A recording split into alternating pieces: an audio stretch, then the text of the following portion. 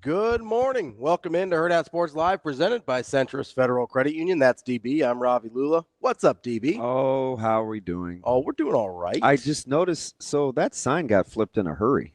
Oh, yeah. Hurrdat Live, presented by Centris Federal Credit Union. It's kind of sounds almost like what you read. That's almost exactly word for word. Yeah, it's Uncanny. I'm kind of noticing that. Funny, dude. You're very observant, DB. Yeah, I like that about you. Whatever. I like that about you. Whatever. I'm giving you every opportunity to say good morning. Hey, good morning, Shane. Good morning. Good talk. So mean. That's roomy for a loop. Good morning, Shane. Good morning. How we doing? Good. Good. How was your vape this morning? Oh, it was fine. It What- was nice outside, so I believe flavor is the correct term. What flavor are we vaping? watermelon hula berry. What? Watermelon blueberry? Hula berry. What's a hula berry? Sounds made up. Is that a real thing? Is that a real berry? I don't know, but it tastes good though. So you kind of gravitate towards the fruity stuff, right? Yeah, I'm Okay. a fruity type of guy here. No, well, yeah, but Well, I mean, so the other day we were leaving. I have a question. I don't know why I was thinking about this. It is a real berry, by the way. Sorry. It is a real berry? Yeah. So sometimes when you vape, I can't really see like the cloud, the puff. the mist. But yesterday or the day before when Sasha was here and we were all leaving at the same time, we had to do the tutorial for in case we're ever at home. Remember that day, Shane? oh yeah, I remember. The cloud was very thick and dense. Probably because it was cold out.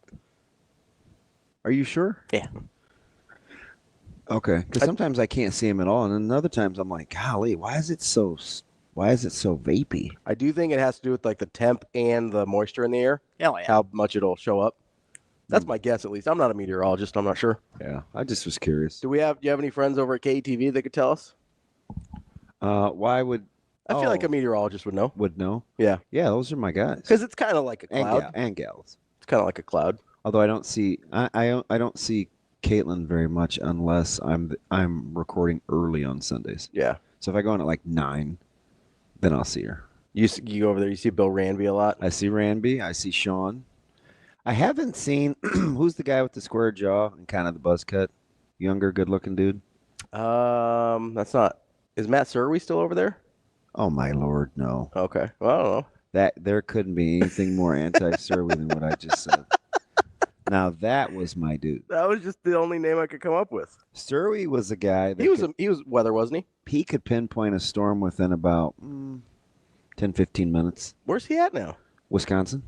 Oh, too bad. It's my dude. He's a sports fan too. Yeah. Oh yeah. Yeah, big sports fan. Yeah, I don't know who the new guy is then. He's younger. I want to say it's Luke. Luke Google- Fickle? No, but close. Vickery. Look, Google Luke Vickery. Vickery? Yeah. Like Luke Kennard? Stop being dumb. I almost certainly cannot help it. Jeez. So Yeah, okay. No, I get what you're saying. now Yeah. he's the other guy that I don't see very He much. kind of looks like Captain America a little Yes, yeah, that's right. Like he's kinda got that. strong jaw. Yeah, Shane, nice job on the highlights too. I got a chance to hear Loyola Chicago. bit. Yeah, I love it. Jaden Dawson. Love it when you throw Dan Hurley in there for no reason. He had another walk off last night. Idiot. He's an idiot. Shane, what are the odds you have that ready? No, that's not what I'm talking. No, that's not it either. No, there's another one in there somewhere. It's pretty fresh, like even from last night. Yeah, I don't think he probably has that one. He goes, I sent it to him. He goes, the easiest part of my job is Who plays? who plays. Yeah. Guy's not playing very well. Sit his ass down and play the guy that's playing well. And he laughs to himself. That's not what he said. Of course, he had to cuss. And he He said, yeah, guys playing like bleep, yeah.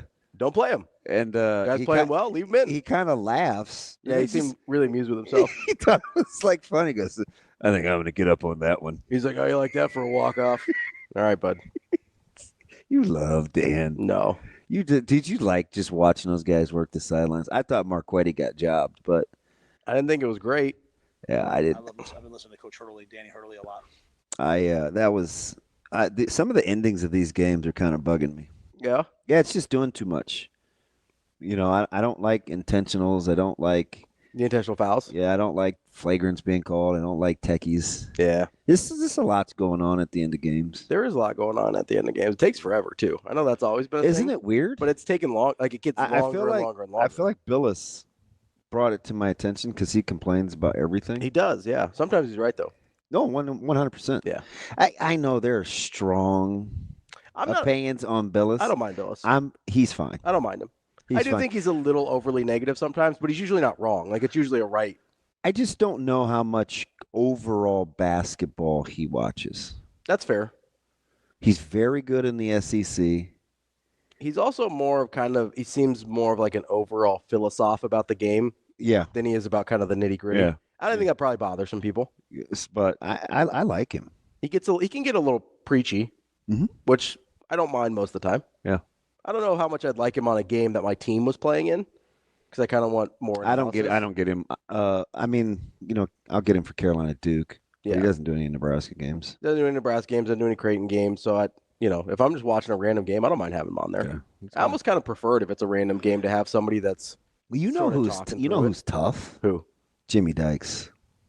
Tough to listen to? No, just like, you better be doing things at a high level. Oh yeah, tough to. Yeah, it seems like tough to work with. No, like critical of the game. Okay.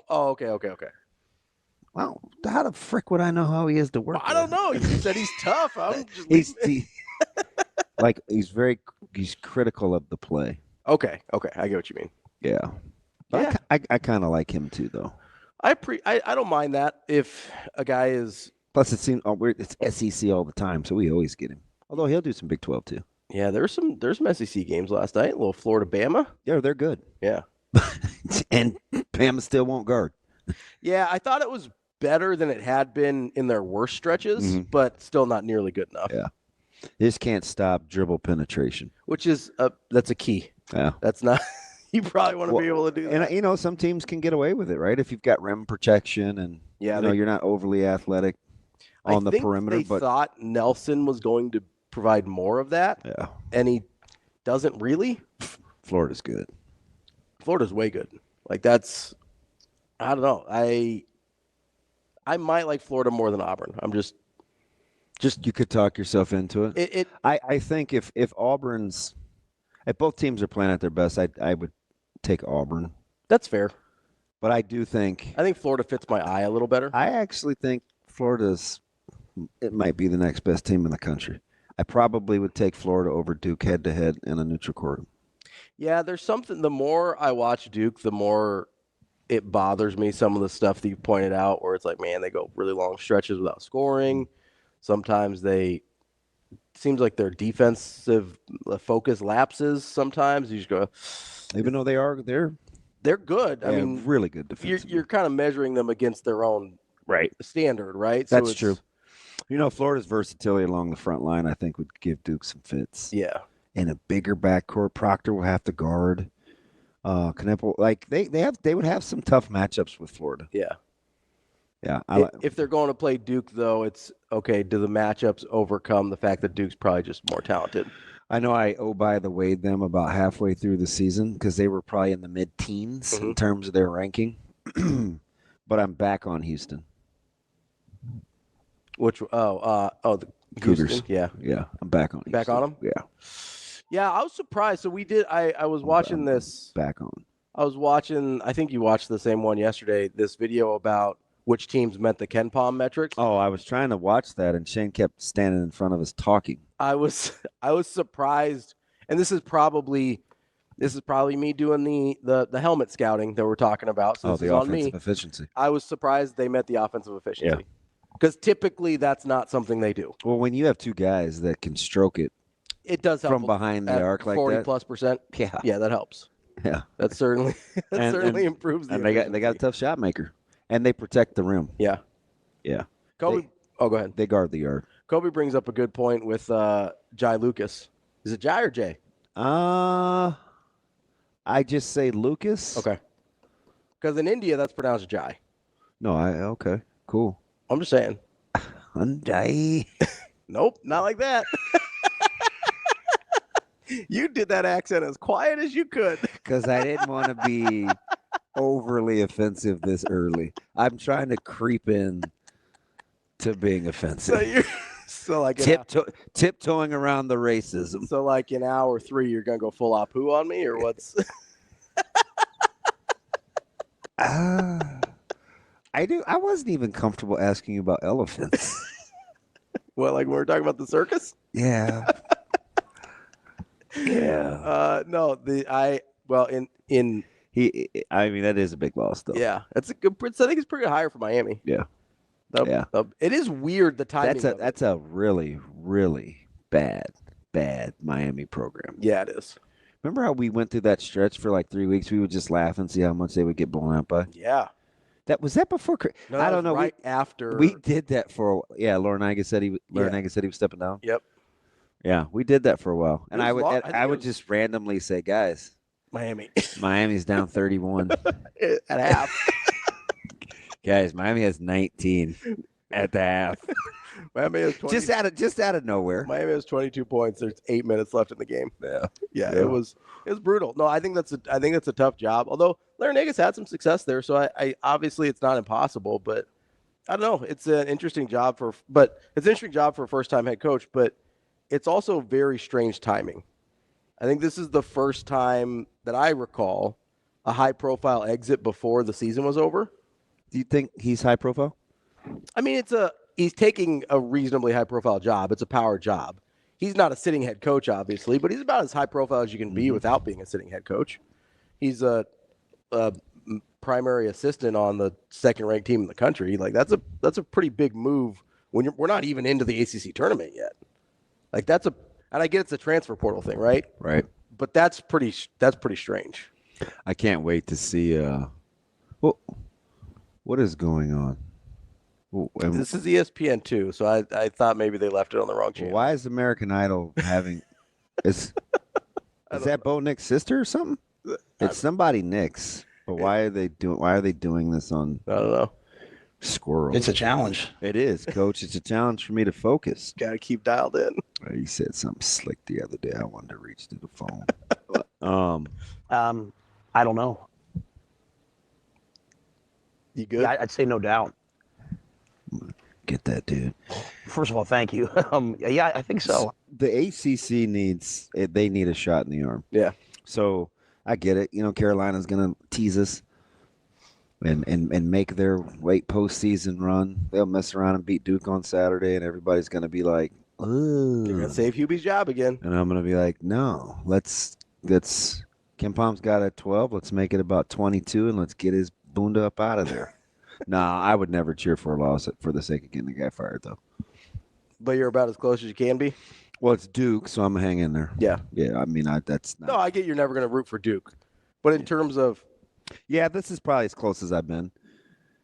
But I caught myself saying just the other day. I can't remember who I was talking to, maybe JJ, but we were just talking Carolina, and I'm like, because I thought they would struggle against Vatek, and I'm like, man, they needed a game like this where I don't know, I think they made 16, 17 threes or whatever, and I'm like, yeah, they put it on them. Am I going to allow myself to think that they have another late season miracle run in them like they did a handful of years ago? Because that wasn't a very good team either. No, I mean, that's what I was just going back to look. Because if I was trying to remember correctly, that was a team that struggled in the regular season and sort of made an unprecedented, very much so, run into the national title. I think early on they were maybe, I want to say 8-6 or something like that year. Maybe more than that, into the double digits. I think they were worse than that. Yeah, it was a rough go. Wouldn't surprise me. And then they went on the run, but like just college. We saw a team yesterday. Speaking of that video that we were watching of teams that make the 21-31 with offensive and defensive efficiency. We watched the team last night that I still think it's just flying under the radar. Who's that? Maryland. Oh yeah. Maryland's pretty good. But like you've been saying that for a while. Maryland's pretty good. like, why are they an afterthought? I don't know. It's like, I mean, I get the Wisconsin thing. I do. Yeah, because it doesn't look. But Maryland has high end guys. And they're built inside and out. Yeah, which is unusual. Right? So they're not. It's not like Wisconsin where it's like this prolific pace and they get it up and down and you don't look at anybody. I think part of this, and it doesn't always matter, but part of this for me is when you look at a team, you're like, I don't know that they have any NBA guys. I question their ceiling. Right? You talking about Maryland? No, with Wisconsin. Yeah, Wisconsin. Yeah, Maryland certainly has some NBA. Yeah. I mean, Queen is a first rounder, probably lottery pick, right? So, and they have some other guys that I think have a shot. But Wisconsin doesn't have any NBA guys that I don't think. And so you look at them, and I mean, I'd love it if Tanji made it, but you look at them and you go, I don't know how high their ceiling is, or I don't know how they're being this effective without having anybody that I think is going to play in the league. Yeah. Whereas you don't even have that caveat with Maryland. I don't know why I genuinely don't. I mean, you saw that, like, they can really probably only play 7. Sure, yeah. But we've seen teams win the title with 6 or 7 guys. You stay out of foul trouble. Depth is grossly overrated. I mean, especially with 35 TV timeouts. I'll say that's the thing in the tournament. Depth is not that important if you stay out of foul trouble. It's the downside, but I mean, you've seen Nova do it a couple times with 6 and 7 guys. Yeah. Like you've seen teams do it. UConn did not go super deep in their bench the last couple of years. Like the depth thing doesn't bother me. I genuinely don't know why people, myself included, until recently, have not paid enough attention to Maryland. Yeah, that's a really good. That's a really good basketball they're team. good. I would pick them to make at least somewhat of a run. Elite 8-ish. Yeah, depending on their matchups, I could see them in the Final Four. You know, they're top 15, so that would be on. That'd be on brand. Close. That'd be in the neighborhood. Par, yeah. I don't know. And honestly, they're probably underrated. Like they're probably a top 12-ish team in the country. You know what it is though? It's just kind of how we look at the Big Ten as a whole. Sure. Yeah. Kind of meh. They got a lot of good teams, not a lot of. Yeah, nobody really good that you think is a national title contender. Because we've been doing this Michigan State all year, right? Well, 15-3, 24-5. They probably should we should probably get a little bit more attention than they do. I mean, then you watch them and you're like, I kind of get it. Right. But that's not the case with Maryland. You watch them and you go, they're probably better than we think. Hate to keep harping on Michigan's backcourt, but man, God, yeah. I don't know how they do it. I also, the more closely I watch Wolf, like he's good. I don't know that I trust him. So I'm gonna say this, and you have to kind of watch him. So if you don't want to get in the weeds, I think a lot of his turnovers, because he does turn the ball over. Yeah, a lot. Yeah, is because he's such a good passer. That the guys are in the right spots. Yeah, or he's not where he thinks they should be. Yep, I could see that. That happens to him like 2 or 3 times a game. That happens a lot when you've got a really high IQ guy playing with lower IQ guys. So but you're right. He kind of is a little loose with it. He's a little loose with it, and there's sections of the games where he kind of dribbles too much. He dribbles too much, and he's sort of, not that I forget that he's out there because the ball's in his hands too much, but he doesn't really impact the game at a high level for stretches. Yeah. Which for a guy of that level you sort of need, especially if your backcourt's that bad. Right. So Michigan's super strange. You're going to allow yourself to go there with Illinois? No. I wasn't going to allow myself to go there with Illinois. Sorry, Evan. But I wasn't going to allow myself to go there with Illinois even when they were playing better. Or like in the stretches before they've had like some losing streaks, because I don't trust Underwood. I've said that all year. I've said that before the year, and because Evan will text me, oh man, we got this guy and this guy and this guy. It's like, hey, that's super cool. Who's your coach? Your coach is still Brad Underwood? Yeah, I'm out. I just don't trust him. I don't know what it is, but we've kind of seen it play out this year. For the level of talent they have, I get they're pups, right? I get they're young. But for the level of talent they have, they're wildly inconsistent. Yeah, you know who's going to hurt some people's feelings in their bracket? Who? Alabama. They're going to take them too far? Mm-hmm. Yeah, I know better. I know better. just kind of. I think people are they're gonna fall in love, and I got to see the brackets, but they're the leakiest of the high ends. Oh, but they're let me double check. prolific offensively. They are. They just. I think they may let me get a bucket. It's easy. Nah, I won't go that far. It's easy to fall in love because of how pretty it can look on the offensive end. I feel like I could run around like Sears and give up a few though. Nah, I could definitely defend dribble penetration as well as they can, to the same degree. So I'm into this. I'm into this phase now. He looks so weird in that Carolina gear, but that Carolina gear is saucy. Squirrel.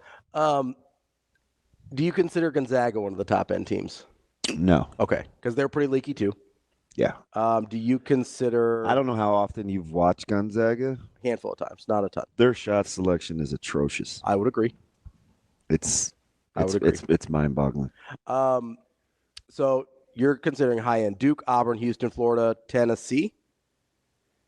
I don't like Tennessee as much as most, but I do think a veteran backcourt like they have will be a problem. Tennessee, Gatlin and Zig. Tennessee better or worse than Alabama, or same? Trust level or like actual? They're a better team than Tennessee. Alabama is? Yeah. Okay. Kinda. But you trust Tennessee a little bit more? It's hard to unsee the layup lines that people run on Alabama. Like, it really is. I think I know what I'm getting with Tennessee more. They're not the better team though. Fair. I just think they're just more consistent. Tennessee high end? One of the high end teams? So I'll give you 8. So you give me 8. Duke, Auburn, Houston, Florida. Correct. That's 4. Bama. Yes. Tennessee's next. Yes. Okay, so 6. Yeah. Texas Tech. I want to 7. hold on Texas Tech. So we're at 6. Gonzaga, you said no. No. Michigan State. Okay. Texas Tech, Michigan State. Okay, those are our maybes. Wisconsin. No. Iowa State. Yes. So that's 7. Purdue. But I have 3 I have to sort through: Michigan State, Iowa State, and Texas Tech. Okay. So let me go a couple more here. Purdue. Just off. And then your darling, Maryland. That's the one I thought would give you the most pause, is Maryland. So really, it's Maryland, Iowa State, Texas Tech, Michigan State. So 10. You're at 10. But I could sort. I could get to 2 out of those 4 if I had to weed out 2. You don't have to. I just wanted to know how. But many. yeah, that's probably about 10. Yeah. So I don't love. Like I'm not in love with Michigan State. I'm not either. Although I brought this up before, the Jace Richardson thing does intrigue me. He is tough. He is tough. He brings a different dynamic to that team that they did not have. He's to the point now where he can kind of get to almost any spot on the floor he wants to. Which is the thing. I just don't know if he knows his own end game yet. True. Right? But that's the thing they were missing. Yeah. Right? Is a lead guard that could get a bucket, and all of a sudden they have it now. I would probably. Now, does he know? I could get you to a tepid 10. I mean, we're at 10. We're at 10. It wasn't like a hot 8, but No. I could get you to a tepid 10. It's a soft 10. I got a feel good 4. So after a little bit of a flaccid 5, because I don't think. I don't know. The Tennessee Alabama thing is weird for me. So I'm gonna. But I do think Houston's better than you think they are. I think they're better offensively than they think they are. I respect Kelvin Sampson a ton. Like I think he's a really good basketball coach. I just have a hard time unseeing. I just watched how hard Kansas had to work to get shots off. Yeah. Now now get it. Listen, this isn't poetry in motion watching KU in the that's a half-court. Kansas thing. But I mean, they were shot defending at skip passes, super high level. Yeah. Like they play hard. They play hard, and not just they play hard, but to be able to shot defend on a skip pass, you have to have incredible anticipatory skills on defense. Yeah, I could imagine their shell drill is a nightmare. Oh God, yes. I would think that's a nightmare. It is. that's the most impressive thing about them because it's not just the effort; they also have the IQ to know where to put the effort. Yep. That's a really high level basketball team. Real quick, Arizona, Missouri, Kentucky, St. John's. None of those. Somebody's going to hurt somebody's feelings. I'm surprised that Arizona is so highly thought of in the 21-31 group. I agree. They're barely hanging on. They're just out of the defense now. I know. Just outside, but they're right on the border. They were in. Yeah, they're right on the border. Which shocked me because I watched them offensively and I'm like, I would pull my hair out. Yeah. They will shoot themselves out of the game. Yeah. So out on Arizona. Missouri's interesting. Metrics would tell you they don't defend it nearly. I was going to say they got to get some stops. Yeah. Metrics would tell you they don't defend nearly enough. Like worse than you gave me another one. Kentucky, St. John's. I assume no on Kentucky. But you could talk me into St. John. Yeah, they're interesting for a team that does not shoot it well. And St. John needs like a Walker the fourth guy where if you're going to play like that, you have a guy that and maybe it's Kadari, can but go get. I don't trust Kadari at all. But I've got baggage with Kadari. yeah, I'm kind of excited for where teams land because it's totally going to matter. Oh yeah, when it's this messy, the matchups are going to matter more than ever. St. John's, for what it's worth, 71st in offensive rating. 71st. Kobe's making fun of me. My bad. That's pretty rough. I probably just said that. That's just one of those things, Kobe, that I just said that I didn't. So should it be more like? I didn't give a lot of thought to, but it fit, so I went with it. I'm sorry. Should it be more like I plead the 1, 2, 3, 4 flaccid fifth? Shane Chappelle. Shane over here pleading the flaccid fifth. 1, 2, 3, 4, 5, fifth. I'll plead the fifth. That's TV. I'm Ravi. If I didn't have parent-teacher conferences, I may be in a fifth. Fifth. We will be back. More Hurrdat Sports Live coming up. Welcome back, Hurrdat Sports Live, here at Hurrdat Sports Bar and Grill. That's TV. I'm Ravi Lulla reminding you, make sure you got that seat belt fastened. I know the roads are a little bit more clear now, but it prevents injuries and saves lives. Make it click. This message from the NDOT Highway Safety Office. What's up, DB? Mm-hmm. You good? It's all I can do to not say it. We're on the internet now. We can do whatever we want. Well, I was today years old. I'm surprised you haven't heard that term before. I don't talk like that much. Not a lot of pillow talk? No. I'm tempted. I kind of want to reset it, but maybe we should move on. I just have never heard the term before. It's all right. Ask Shane. I'll ask him off air. Okay. With arms wide open. With So arms wide open. Okay, so you don't have the stones either. Shane, have you ever heard the term pillow princess before? I binged those up real quick. I don't think you do. No, you don't? Why not? I have not. Okay. So it's okay if you say no, ding-a-ling. I did say no. No, you didn't. what You took- said, and then you played a drop. You didn't say anything. Oh, man, you're going to put me on the spot. I think Shane forgets that his words and drops are not the same thing. I know. I have never heard that term. He just goes, and then plays a drop. But I also don't think that's why you would. I get it. That activity is supposed to be a calorie burner, Yeah. but maybe he just. I don't know. She's only 24, isn't she? Yeah, How old is Belichick? She's 24, She's right? young. She's young. So I don't know why I'm he going to would. Google it. Maybe it's good living. I mean, he wears jeans with white stitching. It's true. How old is Bill Bella? There I we still go. can't believe I didn't know that term. 24. Yeah, you're right. Yeah, that's wild. He's 72, so he's 3 times her age. Do you think she's at spring ball with him? Do you hey, think she's in school, or- She let us know that they're committed to North Carolina. What does she do? She's Bill Belichick's girlfriend. That's what she does. I don't know if she has a job. She might. Like, what's the? Can we just do this real Yeah. quick? Like, what's the? Has she graduated? Her name is Jordan Hudson. Let's see what she does. Jordan Hudson. She's got an Instagram, so that. Shocker. So That's probably how Bill found her. Probably. I mean, So her Instagram bio is eclectic and eccentric entrepreneur, which means unemployed. oh Lord. Philosopher, unemployed. NCAA college athlete. Oh, or where'd she go to collegiate school? Champion. Where'd she go to school? I feel like I should know more. We're gonna go to a People article here. People, the magazine. Yeah. I'm not very good with this stuff. Shane?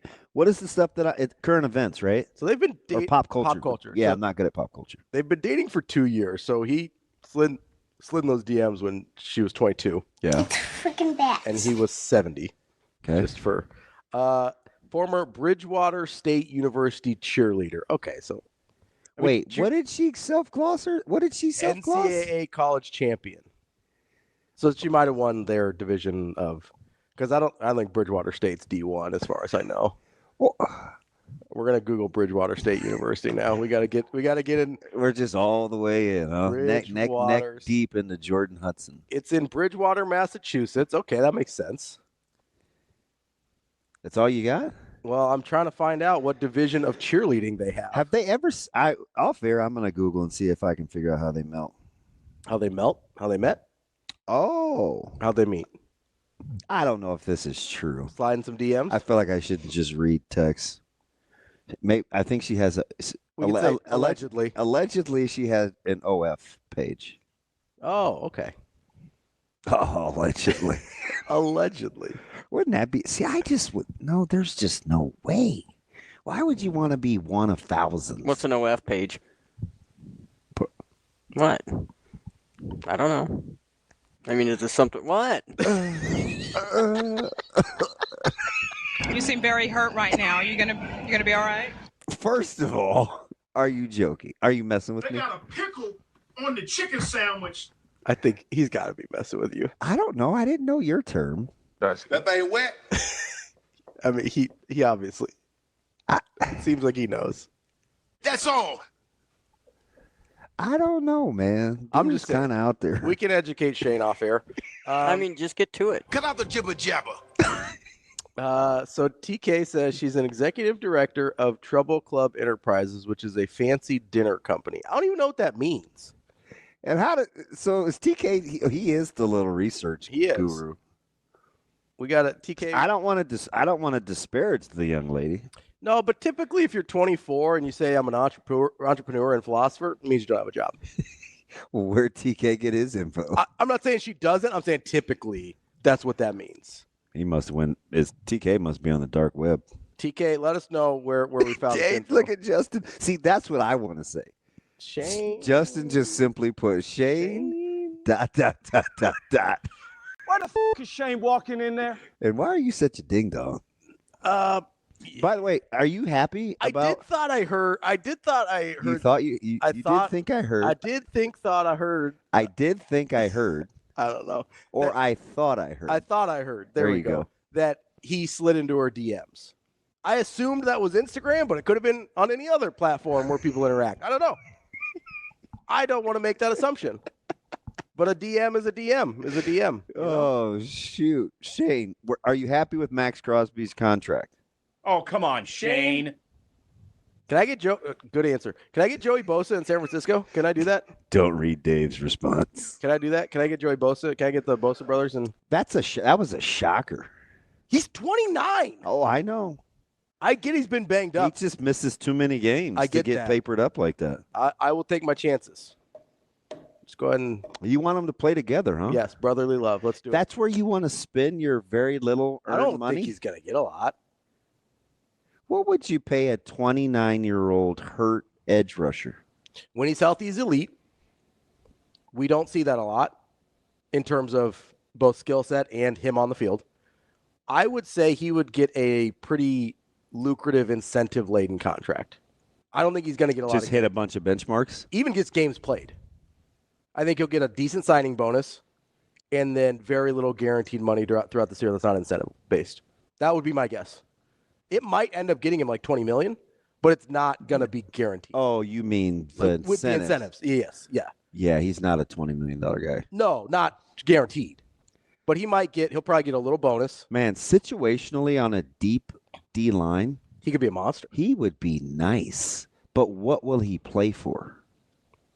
I mean, if he's playing with his brother, I think he might take a little discount. You know, right? They seem to be close. You know where I'd put him? Where? Because I think they're going to make a run at Myles Garrett. Eagles. Or Detroit. Oh, yeah. With Hutchinson? Yeah. Yeah. Either one of those would be really nice with Detroit. It's not like he's not used to playing on the opposite of a good edge. I mean, he played opposite Mac. Yeah. No, I mean, Detroit would be. I wonder what he would play for. I mean, he probably knows. I mean, pass rushers get paid. They do, but he hasn't played a full year in 3 years. Yeah. So he probably kind of knows the jig at this point, right? Like he probably understands. Huh? Like he knows the deal. Like he knows the. I was gonna say the jig is up, but that didn't really make sense, and then I said he knows the jig. So, what's up? Carry on. My wayward son. Carry on my. There you go. I don't have it in me this morning. Well, we'll get the vocals warmed up a little bit. You encourage me to embarrass myself, and sometimes I'm in the moment and I fall for it. Not today. I encourage you to. I'm still shook over your terminology. Over jig. So if he's, yeah, I got it, man. I don't. Blind. Is that not a term I'm supposed to use? Huh? Is that not a term I'm supposed to use? Oh, it's fine. It's fine. Is it actually fine? Is the jig is up an offensive like term? I'm genuinely asking. I think no. It's 2025. It's fine. In 2024, would it have been an offensive term? When we go to break, Yeah. Google. Okay. After that, with only he got to 16 twice and 17 once, or all 16s for full seasons. I'm going off of memory last night. Say that one more time. How many full seasons? For a Bosa? Yeah. We'll find out here. Well, I didn't want you to. I should have. I don't have it off the top of my head. So I think. Oh wait, somebody's got it in here. 3. Okay, I'll trust Aaron. He has played 16 3 times. He's played 12 twice. So he's only played the 16 3 times. He's not. Hasn't finished play. Okay. And so he hasn't played a full season since 2021. Yeah, I don't know. I don't know how much he's gonna get. But if he takes, I mean, you could have Metcalf on the move. You could have all these guys one out. Let's get into that. There's a lot of movement going on in the NFL, and I think it is interesting. I like NFL movement season. That's DB. I'm Ravi Lulla. It's Hurrdat Sports Live. Welcome back. Hurrdat Sports Live here at Hurrdat Sports Bar and Grill. DB's growling at people indiscriminately. I'm not really sure what's happening here. I was yelling at Shane. You were yelling at Shane? Yeah. What are you yelling at Shane about? I asked him if he remembered who my preseason Stanley Cup winner was. You know Shane doesn't listen to the show. I thought you were going to say me, but yeah, you're right. I don't listen to the show. I told you that apparently, I don't know Dallas what Stars OF would is. win the Stanley Cup. Shane, I don't believe you. I think you do know. But I do think you're so cheap. I don't think that would be your style. Especially when stuff is still free. But if it works for other people, why can't it work for me? Oh no! I mean, there's some people that have gotten rich because you're not a 72-year-old millionaire. Wouldn't that be something? Although, if I was a 72-year-old millionaire, that's not probably what I would be doing. We don't know if that's what he did or not. Allegedly. Alleged. Yeah. Maybe he met her at her job at the Trouble Club, apparently. Is that the dinner party place? Yeah, apparently. I think he was just at a fancy dinner. He might have been, Apparently they have talks about things. Like what? Like they bring in speakers. It's sort of like a private TED Talks thing. Yeah, I'm out on TED Talk. That's fine. I was trying to use an example you might have heard of. I'm out on TED because it's always the TED Talk people that tell you, "Hey man, I'm TED Talk award winner." I'm like, yeah, you're a filibuster. You're a human filibuster. You know what I mean, not that we have a lot of room to talk there, but speak for yourself. Speak for yourself. But yeah, take the flyer out on the Stars. Just like you should have done it at the beginning of the season. I'll say when I picked them, but I don't know. I don't know what you could. It's gonna be tremendous plus money. It doesn't matter. All right, we're just gonna look it up a little bit. So I'm gonna guess. Okay. That they're in the top. I bet they're not top 4. I would bet you they're in the top 7 of Vegas odds.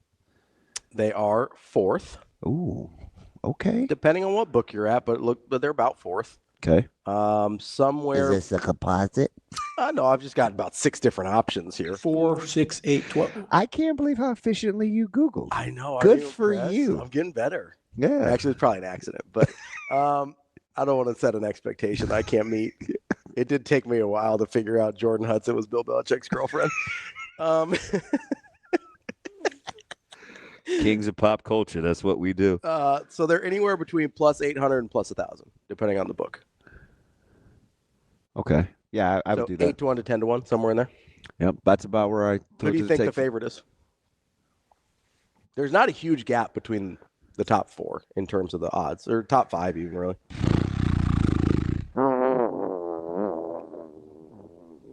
You get some gas X, you good?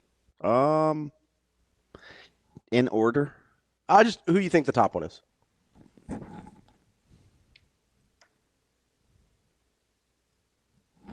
I don't know if this is obvious or not. I really don't. Carolina. They're second. Oh, third. Tied for second. It's hard. I got 7 different odds here, so I'm kind of like Florida. second. Jeez. Oh, Edmonton. Yep. That's correct. So you didn't reverse order. That counts. Yeah, I forget about Edmonton. And I shouldn't. Because they're in Canada.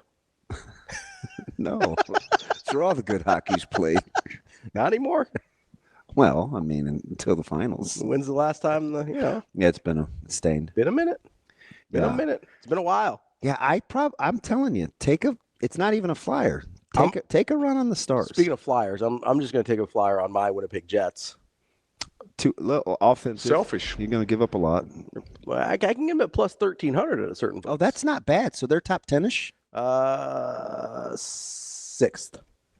Okay. Yeah. I told you to cheer for them when the season I started. am. They're my Winnipeg Jets. I'm cheering hard. You'd like their style too. Go They're Jets. kind of Golden Statey. That's fine. That's a misnomer. Golden State locked people up. I love how you get so serious. I do. You stay away from my Warriors. Shane, can I get back to the NFL with this Max Crosby contract? Because I just want to know. I know you don't really care because it's not your money. He looks like he has an ultra big head on there, doesn't he? Well, I do, yeah. Left or right? Right. Not Woody. I'll say his head kind of seems small for his body. Yeah, he's lost a lot of pounds. He's dropped a lot of weight though. He has. Shane, 3-year 106. How much of that was guaranteed? It was a gaudy number. It's a bunch. Especially, but he does play. He does, and I know he works got hard. hurt. I He mean, got hurt at the we all tail know end of that. last season, but that dude gets it in. So I don't know. I just don't. And that's Pete, so he understands the cap. 91.5. Guaranteed. Mm-hmm. 91.5. And he's the face of that for the players. Short term, and 3 years is a short term deal. Like that probably makes sense. Yeah. It's not that high above what the market was for high end edge rushers. They were in the high 20s. He's at 32. Like he didn't really reset the market. It was sort of a natural inflation there. Would you take Metcalf or Davante Adams? I don't know how much Davante Adams has left. He needs. So is Davante Adams a 3 now? He's had a couple rough years. Why can't he just be like Mike Williams? We probably could be, but can I tell you my issue with Davante Adams? This probably isn't fair. Well, there's a lot of issues in there. This probably isn't fair. No, it's probably okay. You didn't like his time in California / Vegas? Hello, friend. Shane out on Cal Davante Vegas. Adams. I'd laugh. I want him to go to like the Rams. I want him to go to the Rams. You want who? Metcalf? Davante Adams. Here's my issue with Davante Adams. I don't really. He's a better version of Cooper Kupp. Still? Well, he can work inside, good route runner. Still? Davante Adams, Davante Adams isn't a vertical guy anymore. He's got to help you in the red zone. No, that's fine. He's still a better version of Cooper Kupp. Yeah. Okay. I would say so. Here's my issue with Davante Adams. And you don't have to pay him. What was Cooper making? 18? Yeah. You'll have to pay him less than that, which is nice. Anybody who Which is why the Rams are cutting him, though. But anybody who aligns themselves that closely with Aaron Rodgers, I just don't trust. But I'm telling you, I don't think that's right because he helped him get paid. Okay. Right? So there's some – I would stay connected to people if they help me stay gainfully employed.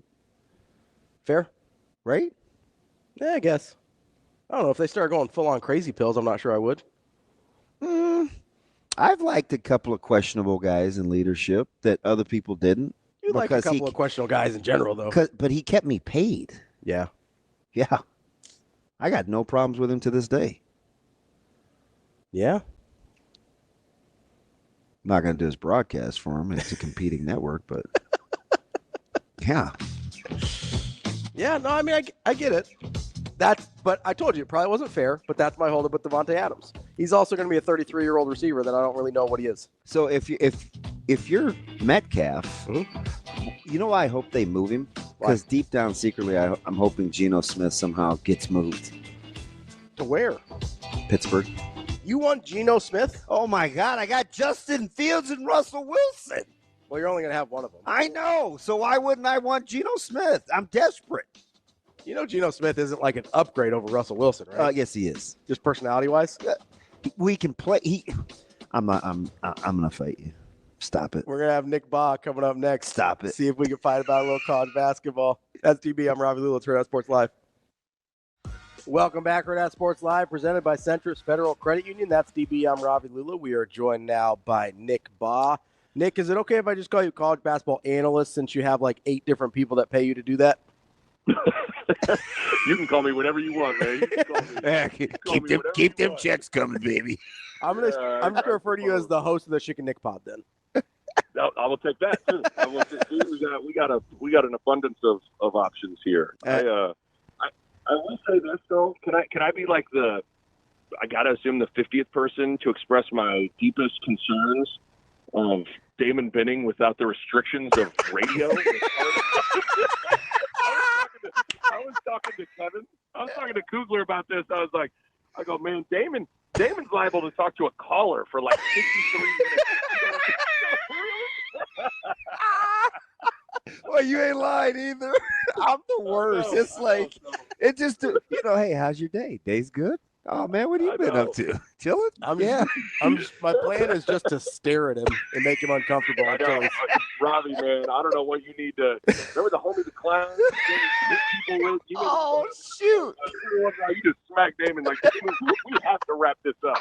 Bill from Beatrice. Oh, I was gonna get the wrap it up box from Chappelle. Just be like, hey, wrap it up, B. Wrap it up. Yep, I'm gonna hit my guy Joe in Fairfield up, man. That's my dude. Yeah, well, me and Damon, our College World Series shows were a preview of what this life was like. Weren't those wild? Oh man, we were talking about we were talking about like 90s R&B songs. We were just all over. Wash rags versus. Yeah. Ask a black guy a question. Was he wearing long sleeves the whole time? Yes. Damon, he had shades on, long sleeves. He was in it, man.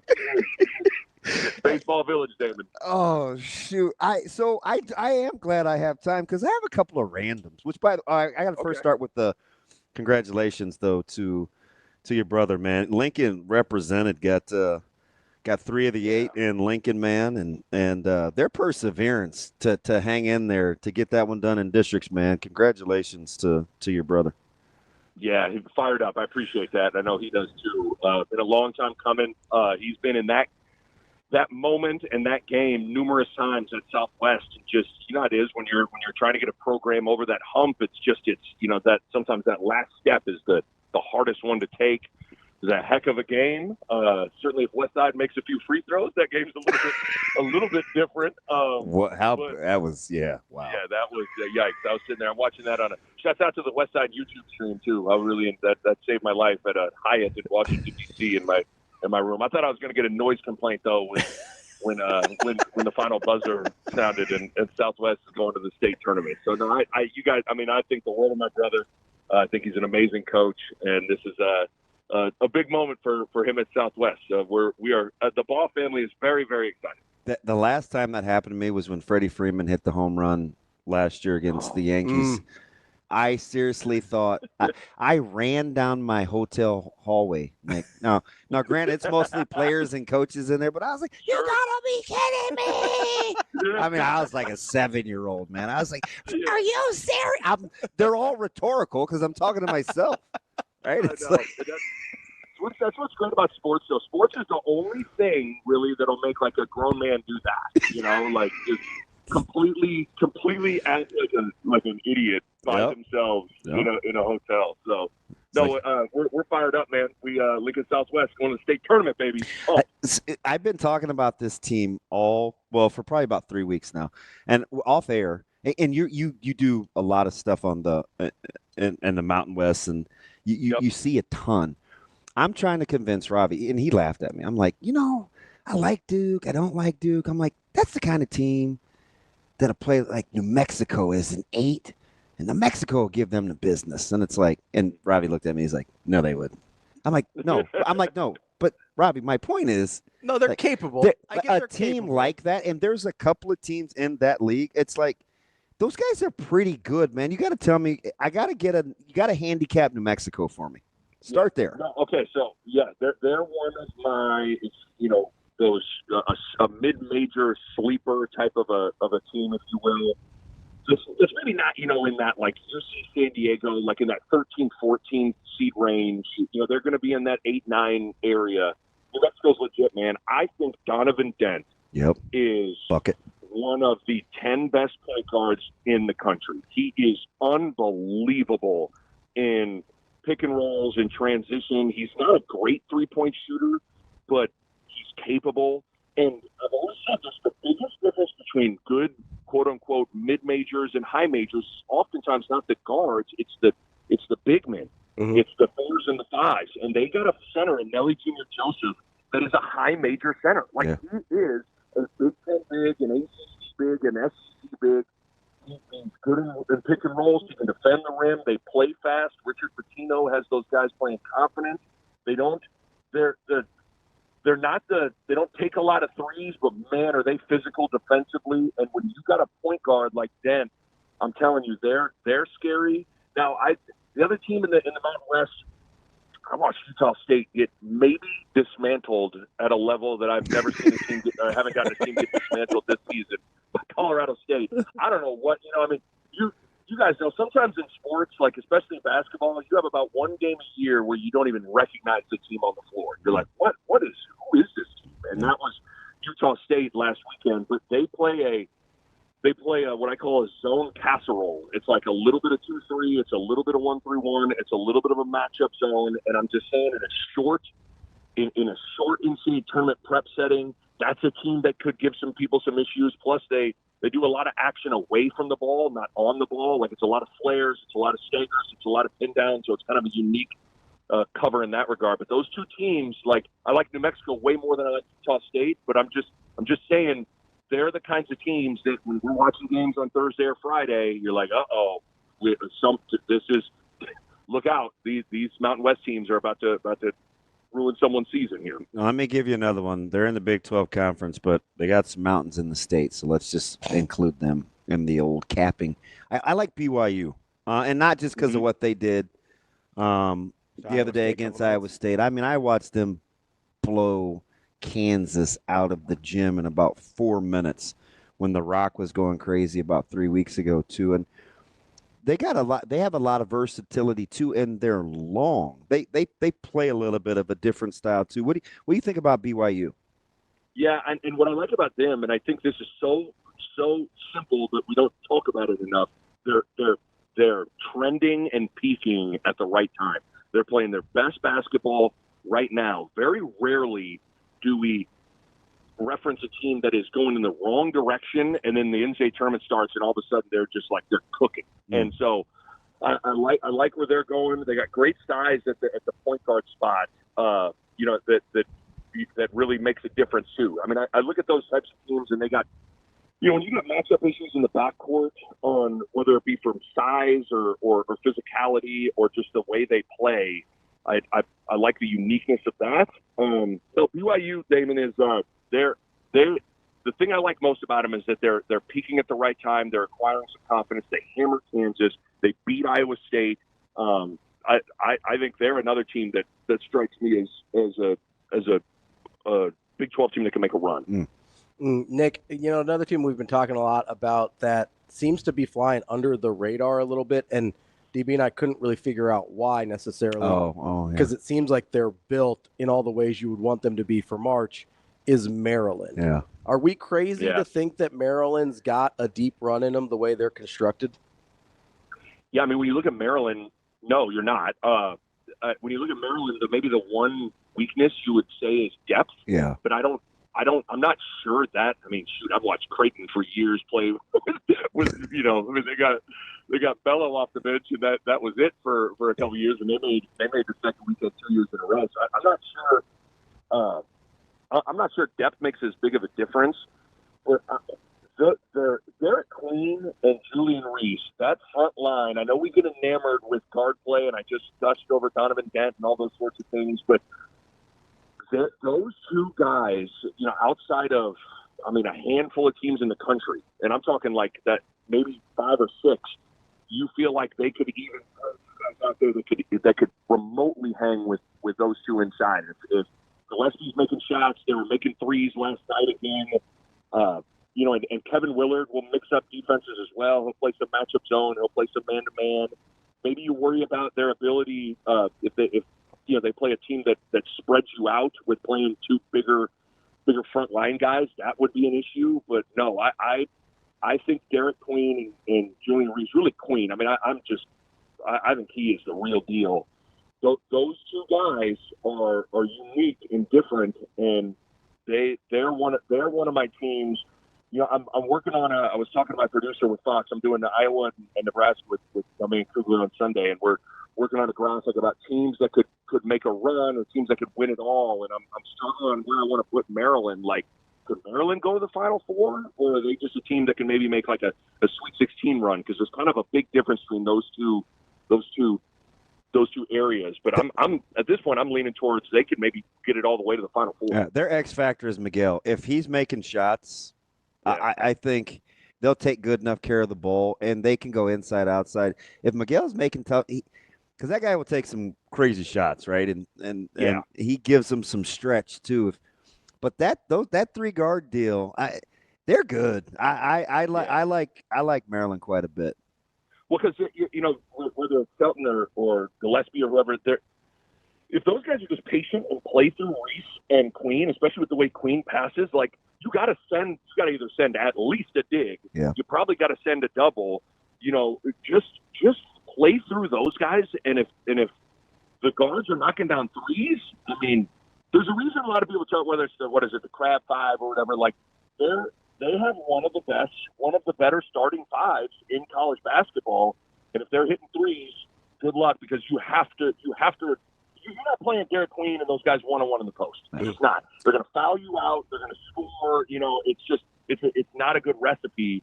Unless you have Broom or Kalkbrenner or someone that you feel like could really hang down there without any help. But most teams don't have those kinds of dudes. So for all intents and purposes, especially after last night or the other day, I think I'm not going to talk much about Villanova, because there was some Villanova buzz about kind of if they could make a postseason run or what happens in the Big East tournament. But I do want to stay with Xavier, because I thought it was impressive what they did last night. It was a tricky line. It was only 3.5. I kind of liked Butler. I thought it was dangerous. Xavier handled business. When you look at kind of not just the tournament resume, but how they're built, you think that's a team that should be playing when the tournament seedings roll around? 100%. I mean, I've liked them all year, and I felt like all year they're an NCAA tournament team. They just need to get to where they have an NCAA tournament resume. And I feel like they're starting to round that into form. They check all the boxes, man. They really do. And I'm totally with you. I was worried about their game last night. It felt like they put everything in that Creighton game on Saturday, and then you have to go to the road at Hinkle Fieldhouse. And I've called that game before. It's not like a full-fledged rivalry, but there's a little – like Butler and Xavier don't really like each other. Yeah. And there was going to be some animosity inside Hinkle, and for them to come out and just handle business the way they did. Conwell, is starting to shoot it at a ridiculous level, as is Maddox. Dante Maddox has rounded into form over the course of the last month and a half. And that's the thing about these portal guys that's so hard, where it's like, you look at a guy like Maddox, who was the man at Toledo. Like, he was taking all the shots on the floor the whole game, and now all of a sudden he's coming off the bench and he's getting his field goal attempts cut in half. Like, it takes a little bit. All of a sudden you're in a new role completely. And Sean Miller's like, yeah, it's taken a little bit to realize, like, he's one of those guys, like, he's the anti-Jason Green. Like, you have to call sets for Maddox. Like, you gotta manufacture shots for him, and when you do, that gets him going. And now you're really cooking, because they got two guys that could make 5 or 6 threes in a game. I think Xavier's not only an NCAA tournament team, I think they're a team that could win a game or two in the tournament. That's how good I think. They're old, they're bigger, they're physical. Fremantle's a matchup problem inside. I like that team a lot. I'm going to ask you about him, because obviously you got to kind of play through him.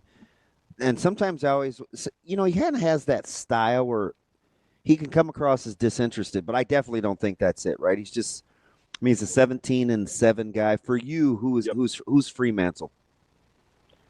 Yeah, Fremantle's, he's, for a lot of his career, he has to battle his own emotions. Like, he just gets wrapped up in it. I mean, he's from Jersey. He's kind of a hothead. He's kind of aloof at times. He's one of those dudes that early in the game, if you get him off his mentality, it can spiral. But I think he's been better at that. I think maybe that battling through the injuries has him just appreciating being out there a lot. So you realize, like, man, I'm not trying to get this guy look at me sideways. I don't care. I'm just out here. You know, like, I don't need to get caught up in any of that. But Fremantle is. The thing that scares you with him is he's not shooting a great 3-point percentage, he's capable, man. Like, a couple times a game, Sean Miller will either call the pin and play or the pick and pop and let him throw a couple up there, and he might make 2 or 3, and all of a sudden the whole equation kind of changes. He's good when he gets to that right-hand jump hook. Yeah, he's one of those dudes, like, if he stays out of foul trouble, you pencil in like 16, 17, or 18 and 8, and that's a pretty good place to start, especially when you consider a guy that is capable of going for 25 or 30. Nick, so you said something interesting there with Xavier as far as looking like a tournament team, but kind of having to work their way into a tournament resume. If you're looking at Nebraska right now, the tournament resume is right on that line there, but do they currently look like an NCAA tournament team to you? They 100% did not for the stretch of games with Northwestern and Penn State and Michigan and Minnesota. But man, did they look! I thought they looked pretty damn good in Columbus on Tuesday night. And so that, I guess, 1 out of 4 games or whatever, or 5 games, that probably would say the answer is they don't pass the eye test. And I think that's a part of it. Sometimes we get too bogged down into the metrics, and I get sometimes we hide behind numbers to justify one way or the other. Yeah. I do think otherwise, why would we have a committee? If it's just about net rankings and quadrant 1 wins, let's just hire artificial intelligence and just have AI, get all the at-large teams in there, because you have to have some subjectivity in this thing, and you have to be able to watch the games. And Nebraska's not looked very good. I mean, let's just call it like it is. But I thought the other night, man, I was so impressed with their fight and I thought the final 20 minutes of that game, the final 10 minutes of regulation and both overtimes, was just a hell of a basketball. Yeah, it was a high level. It was high level. It was a high level. I mean, it was just like, okay, that's a ridiculous shot. Okay, that's a ridiculous shot. Okay, that's a ridiculous. And it wasn't. It didn't. To me, it really wasn't bad defense. It was more just a big-time offensive play. Now, a lot of that was Bryce Williams. I mean, he was just unguardable down the stretch with a lot of his decisions and different things he was doing. But, yeah, Ravi, I don't know. I mean, I guess I didn't fully answer your question. I thought they looked I was just so proud of them, and not to be lame. I was so proud of how they fought the other night. Like, I thought that was just, I don't know. I mean, that's, the whole, like, I would have stood up and applauded them as they walked off the floor. I know they were gut punched, and now they got what is probably a de facto elimination game on Sunday. Like, it is insane to think that there's a world where they don't make the Big Ten tournament, considering the conversations we've had about this team. But man, I thought the way they performed and fought and played on Tuesday night at Columbus, even though they came up short, just left me like, really impressed. So I want to use Nebraska as kind of our bubble benchmark, right? So compare them. Yep. You're on the committee. Let's say you're a one-man committee. So you're doing eye tests, you're doing metrics, you're doing the whole thing. Nebraska or Oklahoma, who deserves to be in more? Well, I mean, who do I think? I mean, Oklahoma got a big win over Missouri last night. Yeah, convincingly. Convincing one. Spears is really good at the point guard spot. Mm-hmm. They look really good in the non-con. Their conference Oklahoma's conference record is going to be maybe a problem. Big problem. Whether like 5 and something. I think that was maybe their 5th win last night or something like that. Yep. Now, what's hard about it though is, man, I was texting somebody last night. I'm sitting there watching that Bama Florida game, and I'm like, okay, this is different. Like the top of the SEC guys is so good. It's way good. It is different. When you're separating Tennessee from the rest, from Auburn, Florida, Bama, you're like, it's probably pretty good. Yeah. Like I'm watching Florida, and I'm like, oh, holy! I guess I could say holy shit because I'm like, wow, this is high level stuff, you know. And so that's what's also hard. Like I do think that's not just like a talking point that could be argued against. I do think there's an element of like, man, the SEC is crazy, and so I guess what that allows you to do is to maybe let Oklahoma off the hook with their conference record. But here's the hard thing for me: the better discussion for me, Ravi, would be okay. Let's say Drake loses in the Missouri Valley Conference semifinals. Yeah. I think it's more of that rather than Nebraska versus Oklahoma. I think that's a fascinating discussion that is to each his own. You know, like, would you rather see an Oklahoma that, while yes, they played in a gauntlet, all they were afforded was just opportunity after opportunity after opportunity after opportunity to play their way in?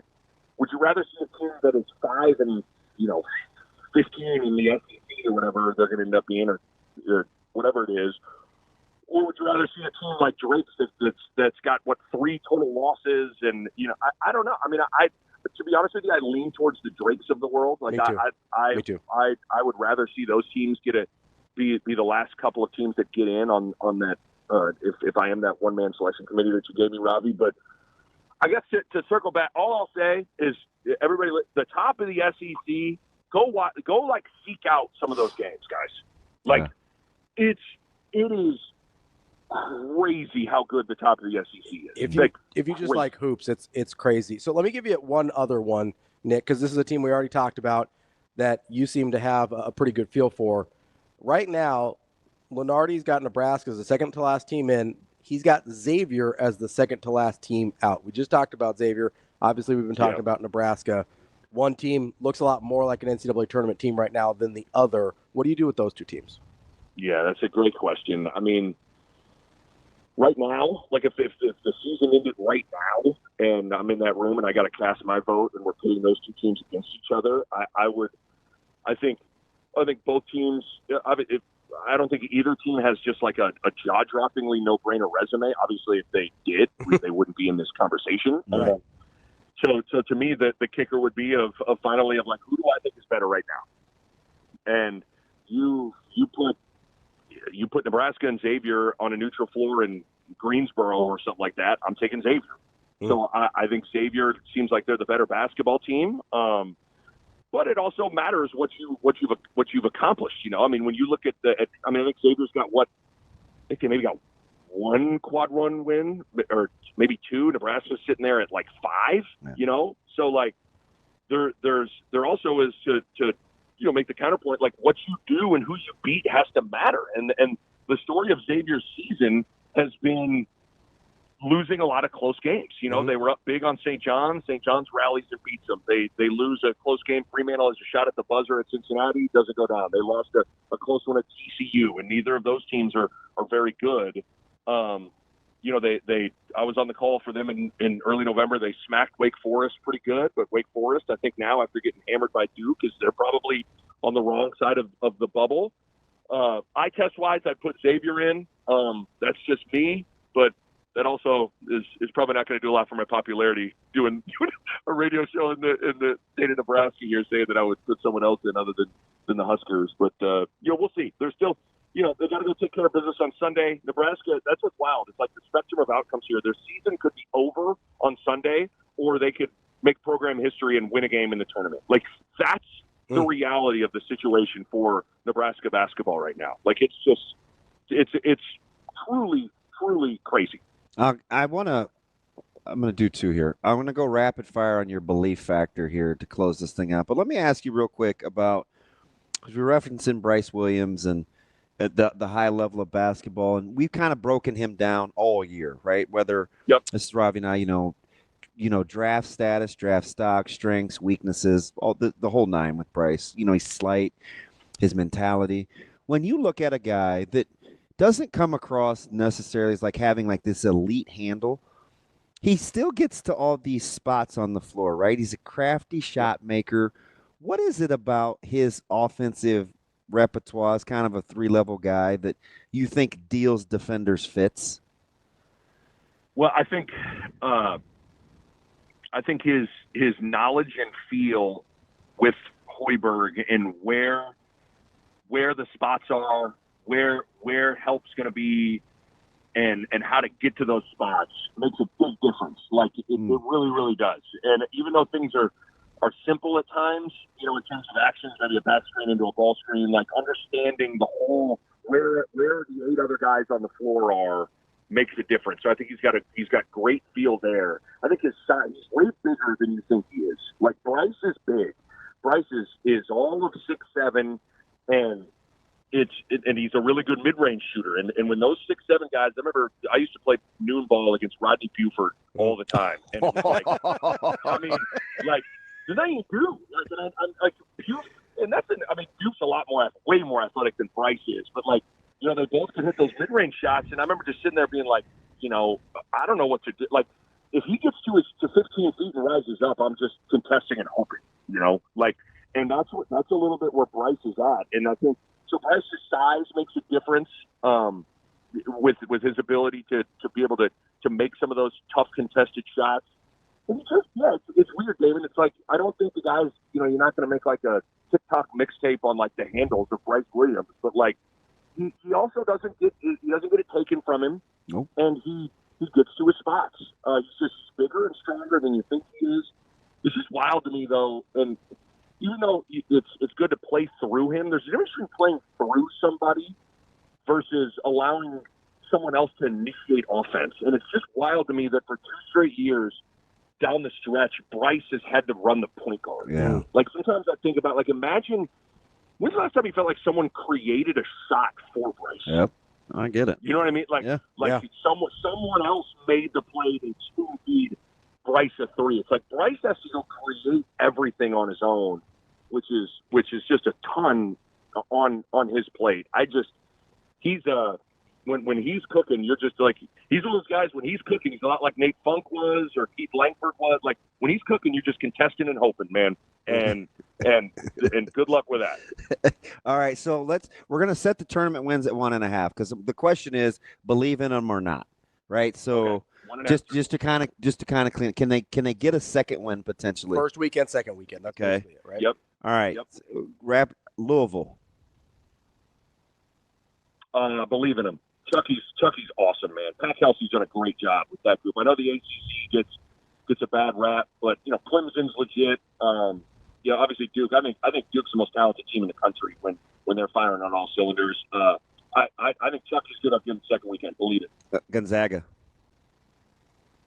God dang. Yeah, I mean, you ask KenPom. They're like a Final Four team. Yeah, metrics love them. I don't. Metrics love them. I don't love them. I know. Shouts out to my guy Nemhard, but I don't. I'm going to say no, even though that's crazy, because they remind me of that Loyola Chicago team that beat Illinois a couple years ago. They were top 10 in KenPom, but they got like an 8 seed. Remember, they beat Illinois. But no, I'm going to say no. UCLA. I'm going to go no. I don't believe in them offensively enough. I just don't. Bilodeau, I'm not sure if I think he's their guy, but I think he's good. I don't think he's great. It's hard to win 2 games if you're just going to maul people defensively. At some point, you probably got to score in one of those 2 games. I vote no. Oregon. Damn. Wait till you see the one I close it out with. That's your guy too. Okay, so I'm gonna say my eyes tell me no, but imagine asking. Okay, Damon. Imagine a year ago asking that question about Oregon, and you wouldn't have thought not Cousteau and Dante and Fale, they had like two dudes that are just and they got Biddle and Justin Selstad this year, but I guess what I'm saying is Dana is just the master. Have you seen that graphic up there in like March? Wins in February. Like the dude is top best. He's like best in the country. So I'll say I believe just because I played for the guy, blood, sweat, tears for the guy. Even though I don't think that roster is great. I'll say I believe. All right, two more. Michigan. Ooh-wee. Didn't love him in person, even though Wait, they turned the that backcourt, man. It's like, how did they do this? I know that I am all in on their front line. I'm all in on Wolf. Golden is so much better than I thought he was. So much better than I thought he was. I thought there was a world where I was like, man, this dude was killing it at FAU. Let's see what happens when he gets in the Big Ten. Ooh, he answered it. God, I love Wolf, but I'll say no. I'm gonna say no. All right, last one. Kansas. Oh, baby. Now you see, the problem is I'm just like you're tugging at my like objectivity here. They're just mad. They're just maddening to watch. So here's the thing. Even though I think this is not, I think we talked about this maybe last time I was on. They're not a supremely talented team to the degree of a lot of the teams that have made deep run. They don't have a Jalen Wilson. They don't have Ochai Agbaji or Christian Brown, or you can go back to some of the guys of a decade ago. But they're still talented enough. Harris has won a title. KJ Adams has won a title. And I'm going to say I still believe, even though there's just nothing something has been wrong with that team all season. A lot of it is probably because they played three non-shooters a lot, which is hard in 2025. But I think it's very rare that you can play the nobody believes in his card at Kansas. Not that necessarily makes a difference, but like Bill can kind of rally from a place of that, which is kind of a weird psychological place to be in. So I'll say I believe, but I don't love either Oregon or Kansas, but I'll believe because of the coach. That's the one and only Nick Bahe, Fox Sports, Westwood One, Peacock. He's everywhere. College basketball analyst. Nick, I'm gonna throw this at you for the next time we talk. So I want you to think about it, and I know you will. College basketball all-time Mount Rushmore coaches. Oh, ooh, okay. Yeah, we almost fought over this, so best wishes. So we will just I'm going to go podcast that so I can get prepped on where y'all stand on it. Just noodle on it a little bit next time we It was talk. the segment with Matt DeMarinis. Yeah. Okay, got it. All right, I'll be locked and loaded for that one, boys. All right, Nick, we appreciate it as always. Thanks, guys. See you later. Thanks, buddy. We will be back. More. I didn't get UConn. I wanted to ask UConn too. Oh gosh, I don't know, man. Tough, isn't it? It is tough. It is tough. I weirdly probably you see all those teams had something. It's there's a giant butt. It's Sir Mix-a-Lot in that group. All those babies got back. 1.5 for UConn. You believe? So you know what's funny? What? As much as I hate Dan Hurley, I believe in his coaching ability. Torn between two lovers. I just wouldn't save him from a burning building. No. I mean, he's got 2 rings. Why wouldn't you believe? Exactly. That's enough out of you over there. We got more Hurrdat Sports Live coming up next. We're back here on Hurrdat Sports Live, and we're going to give you an opportunity here to go and see the Guns and Hoses Hockey Challenge to support the First Responders Foundation. Anybody who calls 888-638-4876, and by anybody, I mean the first person to call, is going to get 4 tickets to this Sunday's event. It's a hockey game. Again, it's 888-638-4876, 3 p.m. on Sunday at Baxter Arena. You're going to give Shane your name and cell phone number, and you will win tickets to Guns and Hoses. If you are not the winner, go to firstrespondersfoundation.org/hockey to get your tickets and go support a great cause, the First Responders Foundation, supporting the people that support us in the community. Make sure you get out and do that. I know it's near and dear to DB's heart. His nephew's a firefighter. One of my best friends is a firefighter. my best friend. I'm not even going to get into all my friends on the police force. I would say my best friend's dad was on the police force here in Omaha for a really long time. Known a lot of good people in the first responders and want to support them as they are both in their lives as first responders and when they transition out of them as well. So make sure you give them your support. DB. What do you want now? I'm surprised you didn't ask our friend Nicholas Allen about UConn. I froze. I mean, I know you wanted to end on Kansas. I get it. I did, but he went a little more in depth on each. Sure. As opposed to rapid fire. Yeah. So Surprise, surprise. That's what we love about Nick. He's well researched. yeah, and I very need to have thorough. some speaks too with Kugler. I'm not the one that's going to struggle with all digital. Who's that? I mean, I wish I had $1 for every time you gave me this. And it's like, oh, go. I think you're gonna probably have something good. No, you're exactly right. Go ahead, go. No, you got it. I just think it's funny. Like, out of the two of us, you're kind of the straight man. I know. People think you're the crazy one. I probably earned it, right? Like over time. And I think so. You know what it is? What's that? Like when I'm nuts, it's all the way crazy. Yeah. But it's not that often. Sure. I'm like a 60% crazy all the time. Yes. And you're only 100% crazy. Like sometimes I'm listening and I'm like, I think he's just messing with me. a lot of But times. but I don't know if you are though, because I'm very deadpan. When I do it. you're passionate. Yeah. Like I'm still mad about the Geno Smith thing. No, listen, if you're gonna sit here and tell me you want Geno Smith, that's fine. I get it. Honestly, I would. The reason I would have if you could have said this immediately, and I'd have dropped it. What? Is I just don't want to deal with Russell Wilson anymore. That's not really it. I want to be able to get vertical in the passing game. Fair.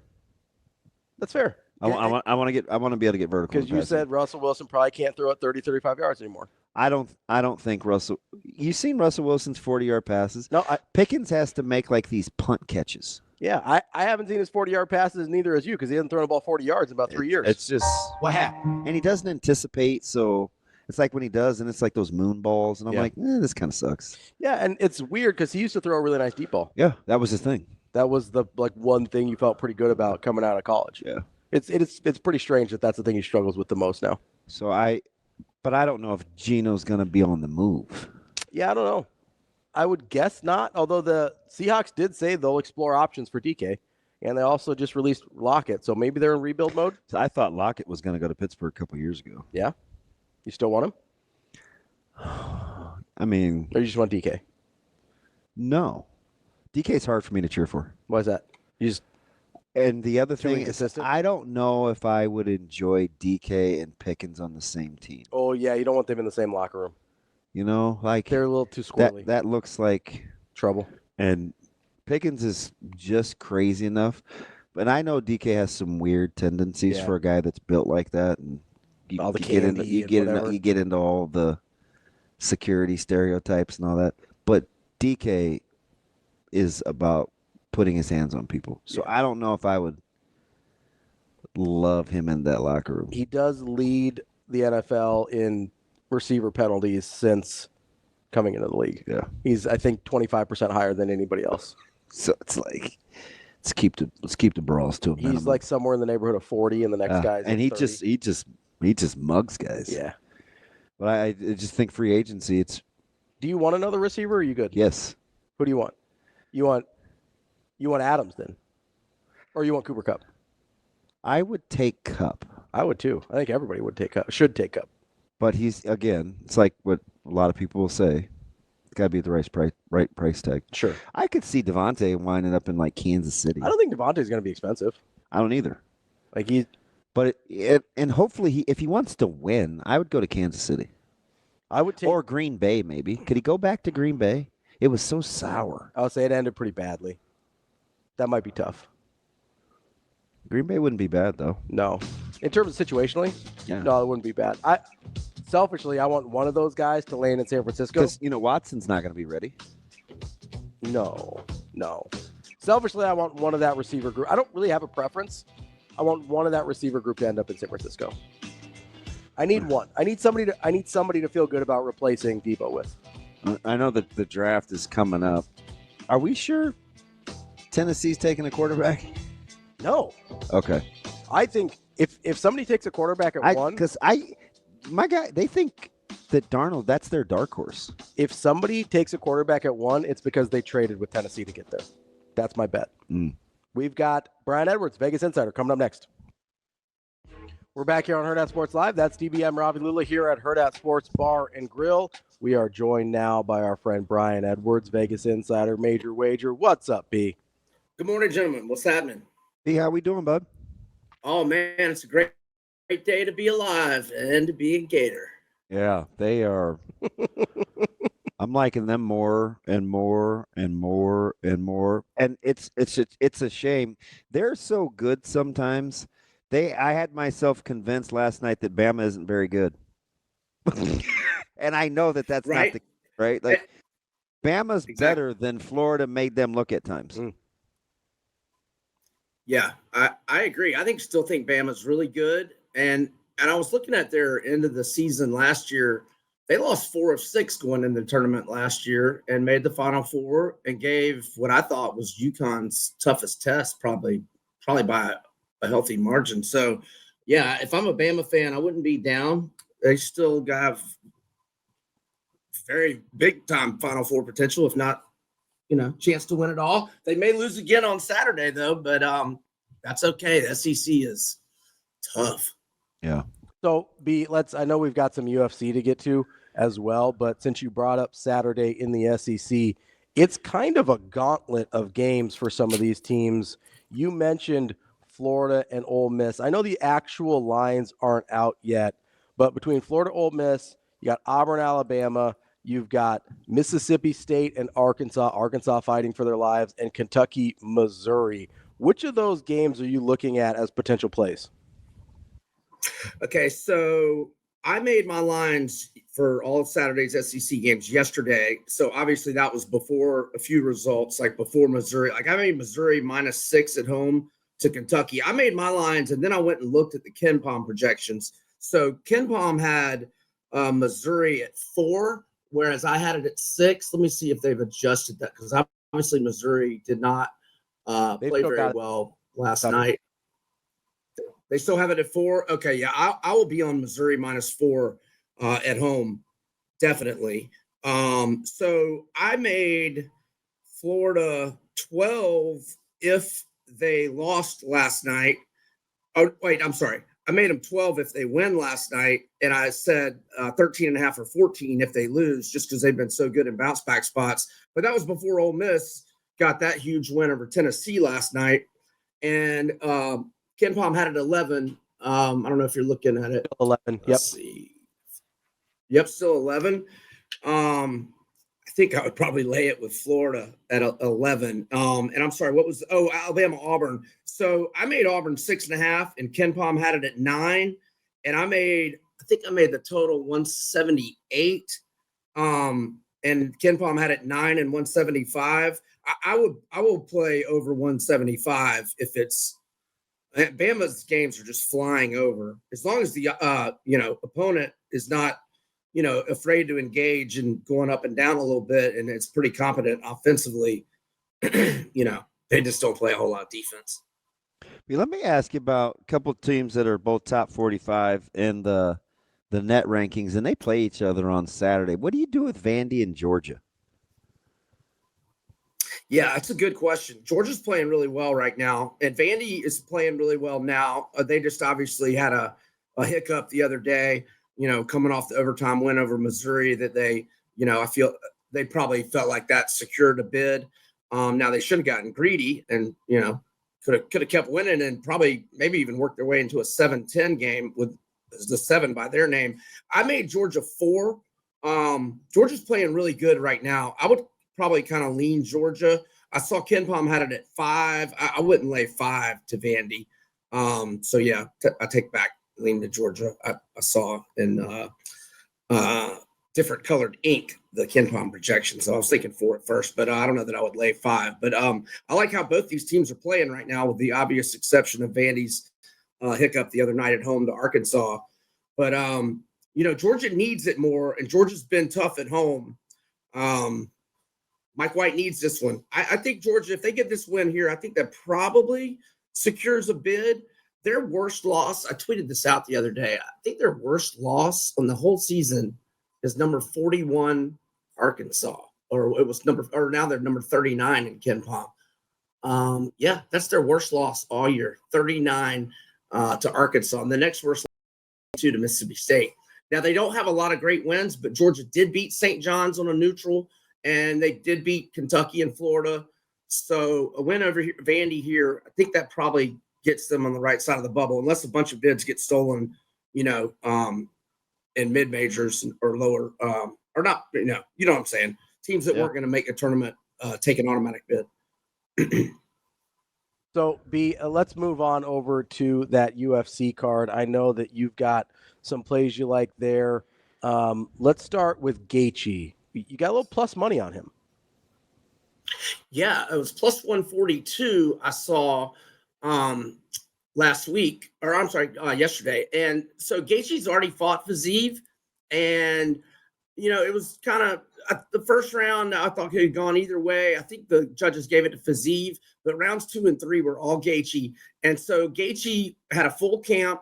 Fiziev, after he lost to Gaethje, he fought again like 4 or 5 months later and lost, but tore his ACL. And so he hasn't fought since then. So that's been I want to say a year and a half. I think it was late 23. And he got the call on 13 or 14 days notice. He had to travel all the way across the world. I would imagine, he's a big lightweight. I would imagine he's having a tough weight cut this week. And at plus money, I got to go Gaethje. I think we talked about this. There's going to be that night where we're going to be like, okay, Father Time has got Gaethje. But I don't think it's quite yet. He's had a lot of time off since the Max knockout. And I think he's going to be on point here. I like Gaethje. It's a heck of a card, kind of quietly up and down. What are you doing with Alex, and how do you think you can? I'm shocked. It's still even. I think, what is it? It's about 115 a piece, right? Yeah, that's at last look, which is like an hour ago. Yeah, you could get him minus 115.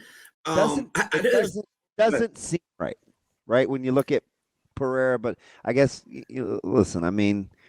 Magomed is a monster in his own right. These guys can flat out strike. Yeah, this is gonna be a great fight. But I think the odds makers are giving Ankalaev a little too much respect. And so there's been a lot of talk. I think Cormier was talking about it on his pod, how I think Pereira was in I don't know where he, Australia a couple of weeks ago. And Cormier's like, you need to get your butt in camp, and thinking he's maybe got a big head. But then I read Ankalaev is going through Ramadan right now. Now, you have to fast when sunlight's out. But I think I read yesterday he's not doing that this week, and then I guess he could make up for it after Ramadan or something if he does it another week or something. So he's not doing it this week, but he's had to be fasting for I don't know when it started, but for weeks now. So whatever Pereira was doing in Australia, I think that's a wash because Ankalaev's been dealing with Ramadan. So look, I just think Pereira's better. He's won 5 in a row. His only loss to the UFC was to Adesanya in a fight that I thought he was winning up until, Stylebender knocked him out. I got to go Pereira at the cheap price. Surprised that Adesanya is, you talk about all of a sudden you wake up and it's no more. His skid has been nothing short of amazing. Yeah, it has been. I think he said it himself that he's probably never going to fight for the belt. I guess he'll do a couple more fun fights. But yeah, he was a great champion for a long time, but he doesn't seem to have his A game anymore. That's for sure. It's just weird. I look at guys like him and Usman, and I know it's not quite here today, gone tomorrow, but it sure does seem like that. Yeah. Well, I thought Usman gave Chimaev fits though, man. I would not have been. I thought you could have scored that fight for Usman. I agree. and he hadn't fought since, I don't think. So yeah, we'll see how he looks next time out. But second and third round, he looked good against Chimaev, who I know we all think is just a monster. Monster. Last one you got a little plus money on is Turner. Just a light plus 110. What do you like there?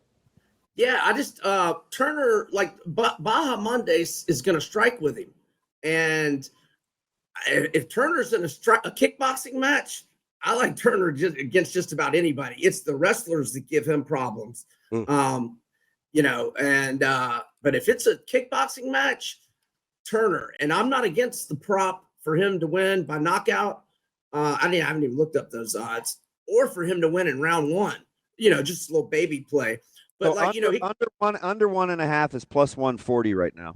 Not against that at all. Yeah, not against that at all. And maybe it could go the other way because Bahamondes is a good striker as well. But Bahamondes is not going to be trying to take him down, and that's Turner's kryptonite. In a kickboxing match, Turner can beat anybody. I like Turner at plus money. That's our guy, Brian Edwards, Vegas Insider, Major Wager. B, we appreciate it as always. We'll talk next week. Thanks, fellas. Y'all have a good one. Thanks, B. Coming up next, we're going to talk to our friend Michael Bruntz, Husker247, here on Hurrdat Sports Live.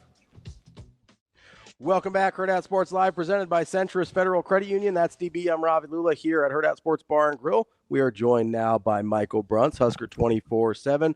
What's up, Bruntz? How's it going? What's going on? Hi, MB. How are things? Not bad. Not bad. That's a big Trev Alberts you got in front of you there, Damon.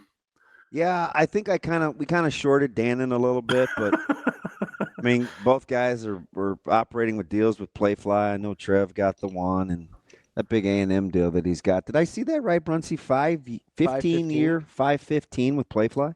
Yeah, that's not bad. Not bad money if you can get it, I guess. I think the pictures accurately represent the size of each of their heads. Oh. Yeah. Ravi here for still being a big fan, Bruns. I mean, some things just are going to never. Big Trevor guy. Wow. Bruns, let's start, I guess, with some rough news for Nebraska baseball and the McConaughey injury. Like, kind of put in perspective for me. Obviously, it's a big loss, but like, kind of give me some context here on how much is going to impact Nebraska. Well, a lot. I mean, this is a guy that was a preseason All-American, and when you look across the Big Ten, there really were not a lot of programs that had a proven returning Friday night guy, and Nebraska was towards the front of that list because of Mason McConaughey. You feel bad for him. I mean, this is a guy that this time last year was just kind of a bullpen arm at this point. I mean, he was not on the weekend rotation yet, pitched his way into a very solid Saturday role, had numbers that were, not far off from what Sears's numbers were last season on Fridays. And, it just sucks for him. He's going to miss the rest of the year. There's a long recovery ahead of him. And if you're Nebraska now, you've got to figure out how you're going to kind of align the deck chairs here to get you through a weekend. So, my thought, I mean, we can get into this, I guess, if you want to, but I mean, there's kind of two schools of thought. Do you just kind of move everybody one spot up? I think Ty Horn's a pretty obvious Friday night guy now, especially given, what he's drawn right out of the gates this year. I mean, you get Vanderbilt in your first start, you get LSU in your third start, and he's looked good enough, I think, to get well enough to win. Yeah. Yeah. And even in the game against Louisiana, I mean, he was good. So that makes sense to me to move him to Friday. And then, what do you do on Saturday and Sunday? I mean, you could just, you've kind of been juggling Walsh and Brockett. You could just have that be your weekend. You could also kind of dip into that second pool of starting options that Nebraska's been operating with, which would be Yasa. Do you move Worthley into that role, or is he too valuable as a high leverage lefty? I think you could make a case both ways. Drew Christo's probably in that crew as well.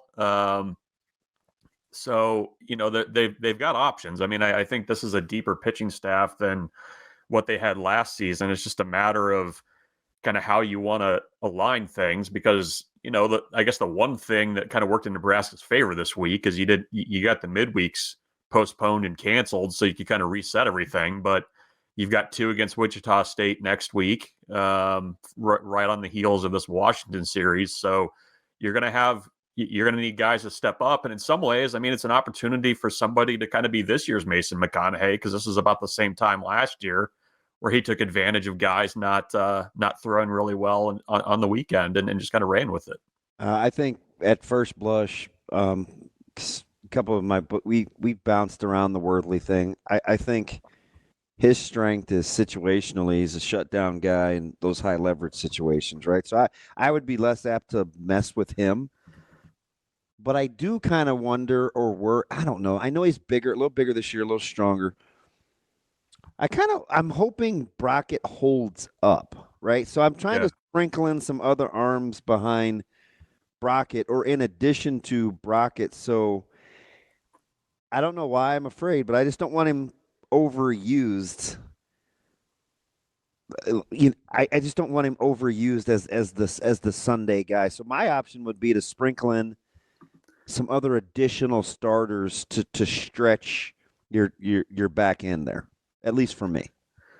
Yeah, well, I mean, I don't think this is the ideal situation for what they would like, but I mean, Luke Broderick, who's their closer and is very good, was a starter at Iowa Western for 2 years. I mean, it's two schools of thought there. I mean, you need a strong relief option at the back of your bullpen. The other option is I mean, you're at least going to get a good start on the weekend, which is really key. So I mean, that might be another route. And they've also got, the thing that's going to be interesting when you get into the midweeks, they've got some freshmen that they feel pretty good about that can go in. They feel like can go in there and get them 3 or 4 innings. Like there's going to be a really big opportunity on Tuesdays and Wednesdays for some of those young guys to step in there and find a role. I mean, they would love it for somebody to make Tuesday their day. And I think they've got some young arms that could potentially do that. But I mean, that's the other factor in all this is, great on the weekends, but when you're playing back-to-back games on Tuesday and Wednesday, that's still 18 innings you got to fill somehow. And as we know, those games can be the difference between hosting or staying home in the tournament. So they're all important. Last baseball from me. You worry more about Nebraska's situational hitting if you're trying to project how they're going to be offensively the rest of the season, or just basically starting with quality at bats where you're putting balls in play somewhat hard.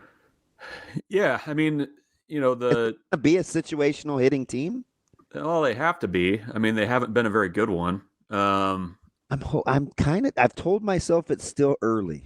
It is. I mean, you're 3 weekends into the season, right? Like, I don't want to rest. I don't want them to be a situational hitting team, I guess is what I'm saying. But you also need guys when you've got runners on base to put the ball in play. You need to be able to make contact, and I think that's been an issue at times. I mean, it was good to get Cale Frost going this a little bit this weekend, and it's I mean, you dig into the numbers, and it's basically every kind of run producing middle of the lineup type guy that they were kind of, I think, counting on is scuffling right now at the same time. I mean, you had Caden Brumbaugh, who was your leadoff hitter, batting third a couple of those games. So they're looking for something. They're still trying to find the right lineup combos. Devin Nunez has been great off the bench. The at-bats have been good. Let me ask you something, Bruntz, because you saw fall too. And this is taking it from a guy that was a spot starter. Can he be overexposed, or do you think his trajectory would lead to more at bats equals more production? Nunez? Yeah. Well, I mean, he's a freshman, and the quality of at bats that he's had have been really good, and he hit well. He hit well in the fall. We definitely got my attention in Louisiana. I mean, they were all but nothing. He was the only guy. I mean, he comes in cold, barrels it up, and it's like, but that's okay. And then you kind of build. And he's making adjustments throughout the game. I mean, I think that's the thing that stood out. I mean, his at bats late in games have been just as good as they have been at the start of games. And I think again, it's a situation where if guys are not performing, they're going to try to find there's an opportunity there for somebody to step in and take those reps. I mean, Devin Nunez was probably Nebraska's third string third baseman. He's the only true freshman position player on the roster right now. And he steps in and, takes the opportunity and runs with it. He's hitting 500. He's got 2 home runs. One of them wasn't in the Parker that actually got out of the park, but that's neither here nor there. So, he's going to continue to get at bats at that designated hitter spot. But then, if you want to get Booten back at bats, you want to get Bolin in there. How are you going to kind of make those innings work in the outfield? That's going to be something they're going to have to figure out. Bruntz, I want to switch gears to you, with you to football here, as now you've heard all of the new additions on the football staff speak publicly after this week. I'm curious how you feel about the makeup of the staff now from a personality standpoint, now that you've seen everybody at least once. Yeah, it's there's some strong personalities. Like when you consider the 3 coordinators, I think they're all. I think at times it's fair to say that all 3 run a little hot.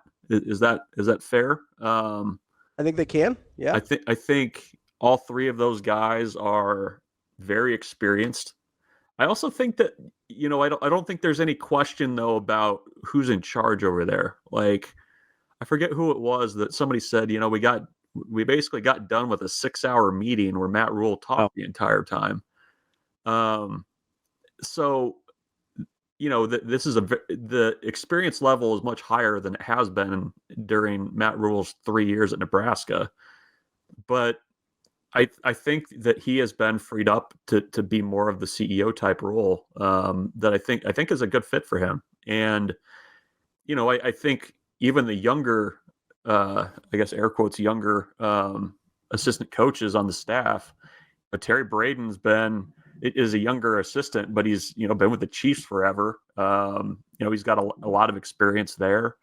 Addison Williams is a former defensive coordinator. There's just a lot of, they've really upped the experience level, and I'm kind of intrigued by how this is all going to come together, and kind of work. But I think they've had a really good offseason of adding guys that bring experience. A lot of them are outside of Matt Rule's orbit, which I think is kind of new in terms of kind of how he's tended to do things. So I don't know. I've read some people saying, well, we'll see how this works. But I think at a number of spots they got better from where they were last year on the staff. We were late. That was this yesterday. Mm-hmm. We were walking out, and we were talking about kind of fact or fiction on this whole CEO thing and what it actually means. And I like the fact you said, well, make no mistake, who's running this football team, right? It's Coach Rule's team. And I was joking with Ravi. I was like, yeah, we're not going to be reading other people's names when fans are upset. We're going to be hearing about Coach Rule. But then a little deeper than that, Bruntz, to it, I think the reverence that they seemingly have for him, and when they're talking about either how they got there or why they're here, or what makes this an advantageous place, if you go all the way back to why Holgorsen picked Coach Rule, you still get the sense that he's not Bobby Bowden in this thing where he doesn't have headsets on or something, right? Where it's like he still wants his fingerprints on certain positions, and I think that may be the part where he shines the most. Yeah, no, I think at least my gut, you know what I mean? Like, gotta go Bobby Bowden on me, really? Sorry. Could have been Paterno. Well, he's not asking somebody to hand him the headphones, and he talks into the little back end of the microphone, and then he gives it back. Like he's not doing that ever. Could have been Paterno. That's all I'm saying. Yeah, it's as we sit here right now on March 6th, what position would you say that he's going to be laser focused on? Like, because I asked this because you have Phil Snow that's essentially going to be kind of a walkabout associate head coach on defense and going to be working with different position groups every day. I as much as it is Matt Rule's team, I think that Dana Holgorsen probably has a fair amount of oversight on his side of the ball. So, where do you guys think where do you think he's going to focus? Spends a lot of time with the second level guys in D-line. Now, he knows defensive backs the least, so maybe he'll brush up on that, but he's definitely a front six guy.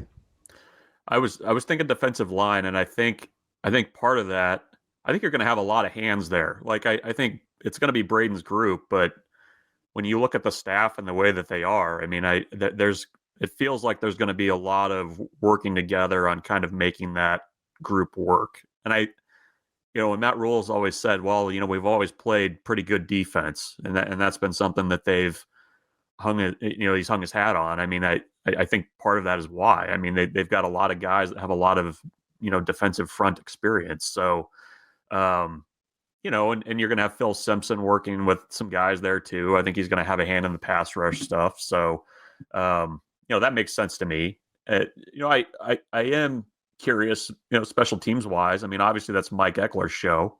He's only doing special teams, but that feels like another area where a little bit more attention from the head coach would really help. And again, he's coached it, so there's a little bit of that too. I'm curious, but I don't think that he's going to be just on the sidelines, just watching it practice. Like he's going to be very involved. Bruntz, I'm curious. You said something there that I tend to agree with, that you think they may have gotten better at a few places with the assistant coaches. Is that the sense that you're getting from like your guys' board and sort of the general fan interactions that you guys have? Because I'm not sure I have a good pulse on how people feel at this point about whether they think the staff got better or if they're still sort of wait and see because they liked some of the guys that departed. Oh, I think generally I would say that there's a feeling of improvement. I mean, I'm trying to think of like the most hot button positions from last year. Was it special teams? Mm-hmm. Mm-hmm. Wide receiver? Yep. I think that the feeling is that's those positions have been improved. I think there's interest in kind of seeing what Dana Holgerson's going to do on the offense. I mean, I think the last 3 games of the regular season and the bowl game, things looked better on that side of the ball, not just in terms of play calling, but I think also, some positions were made to look a little bit better than they had during the course of the season. I think there's a little bit of question on the defensive side of the ball because it's a new coordinator that you've kind of seen what he's going to do, but what that ultimately looks like, I don't know. I think part of the defensive conversation is also tinged a little bit by who Nebraska lost on that side of the ball. Like, I think there would be a lot more confidence if you had either Ty or Nash back this year. I mean, that's such a big piece of that conversation. So I don't know. I think generally there's kind of a wait and see, but I think at the positions where a lot of people were focused last year, I think the feeling is that they've gotten better. I mean, I think the track record of Mike Eckler as a special teams coach kind of speaks for itself and what he was able to do at Tennessee. And then, I think everybody, the fact that Dana Holgerson vouched so strongly and wanted to Keel Shorts, I think that there's also that piece of it too, that, I think people are giving him a little bit of runway there with what he's got. Bruntz, let me fast forward to basketball, and there's a lot of chat and discussion over, Nebraska's season win total, right? It was set at 17.5 and 12-2, you felt pretty good. But much like expectations, as things play out, we start to expect more. This was still a team that was picked to finish, 12 or 13 in the Big Ten. They're right around that mark. The wins are going to be right around that mark.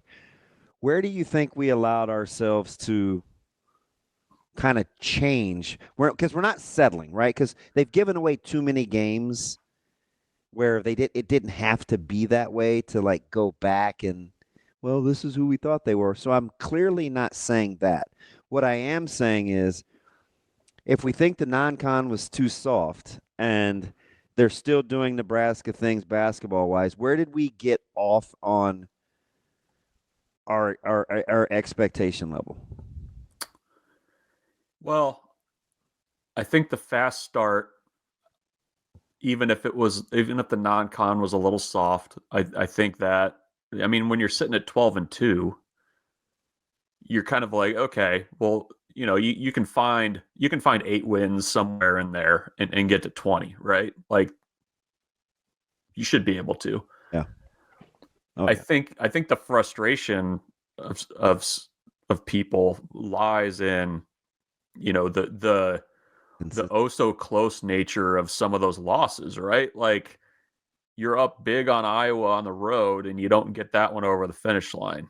The multiple games where you shouldn't have lost Rutgers at home. No.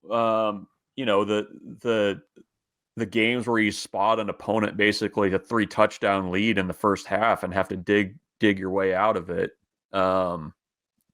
Sometimes I think there's also kind of the smell test where, it just doesn't look right sometimes. Something's not smelling right, with the way the play is on the court. And, I mean, you have a big win streak, you have a big losing streak, you win a few more. Like, it's truly been a roller coaster this year. And I think that's where the frustration lies. And I think also too, I mean, you had it set up for you.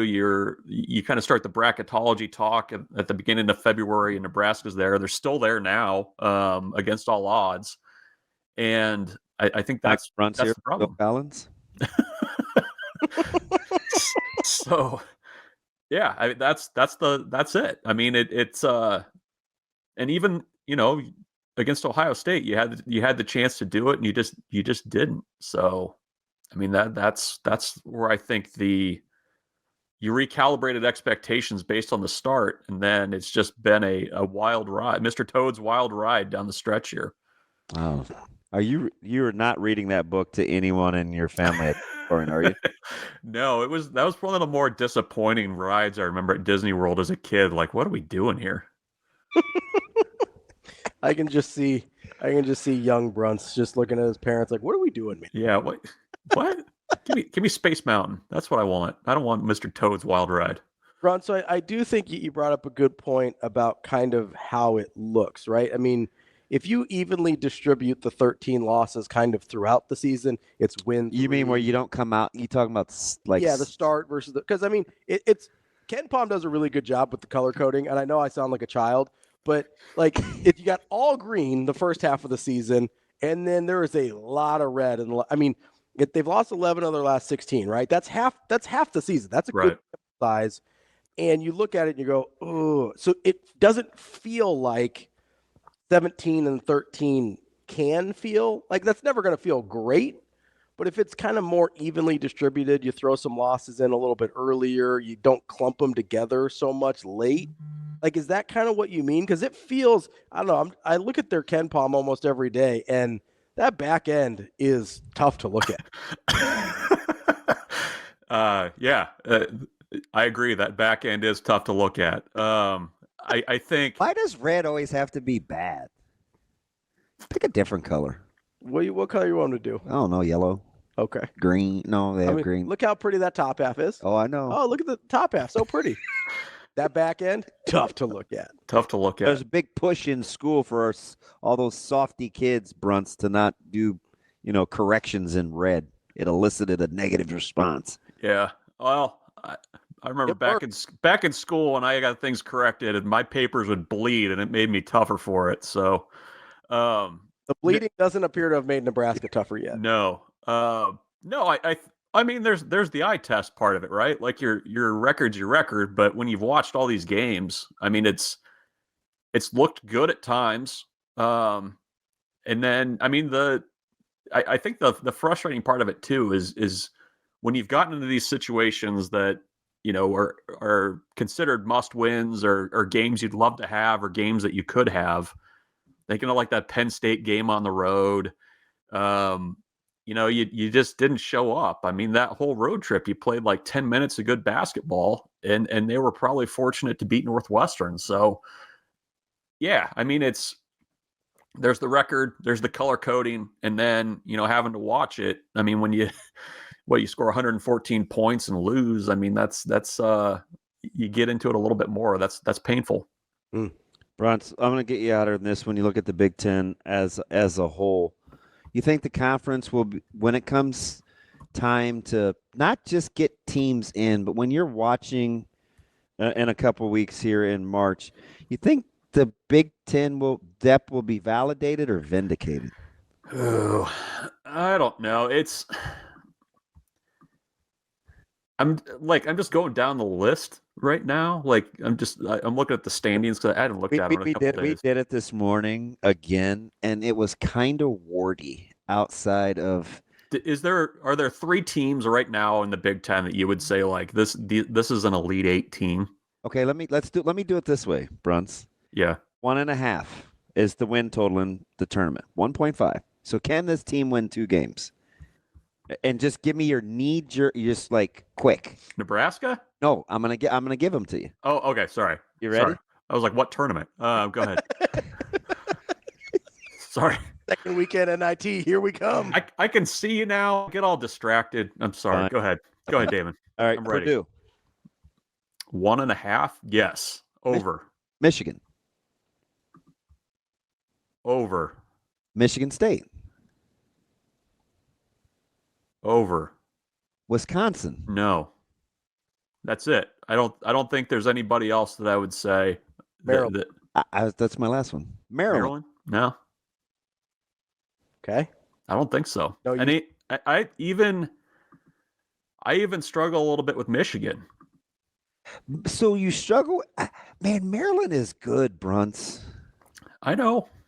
I know. But I do like you don't let me talk you into anything. I'm going back to this Raiola thing. You're like, okay. It just feels like this is like a year where it's just like a bunch of teams that are going to get to like the Sweet 16 and just really kind of struggle. Like maybe I'm completely wrong on that, but that's the gut feel right now. That's deep in my belly. That's what I'm feeling right now. I don't think anybody gave us warm fuzzies outside of Maryland. You guys wouldn't trust Michigan State? I like Michigan State. They don't. I'm not all. I don't have that. Love spark. I'm closer on Michigan State than he is because I'm sort of enamored with the Jace Richardson emergence. Yeah, I can see that. Purdue's a little dicey for me too. I'd say yes, but they can get rolling offensively though.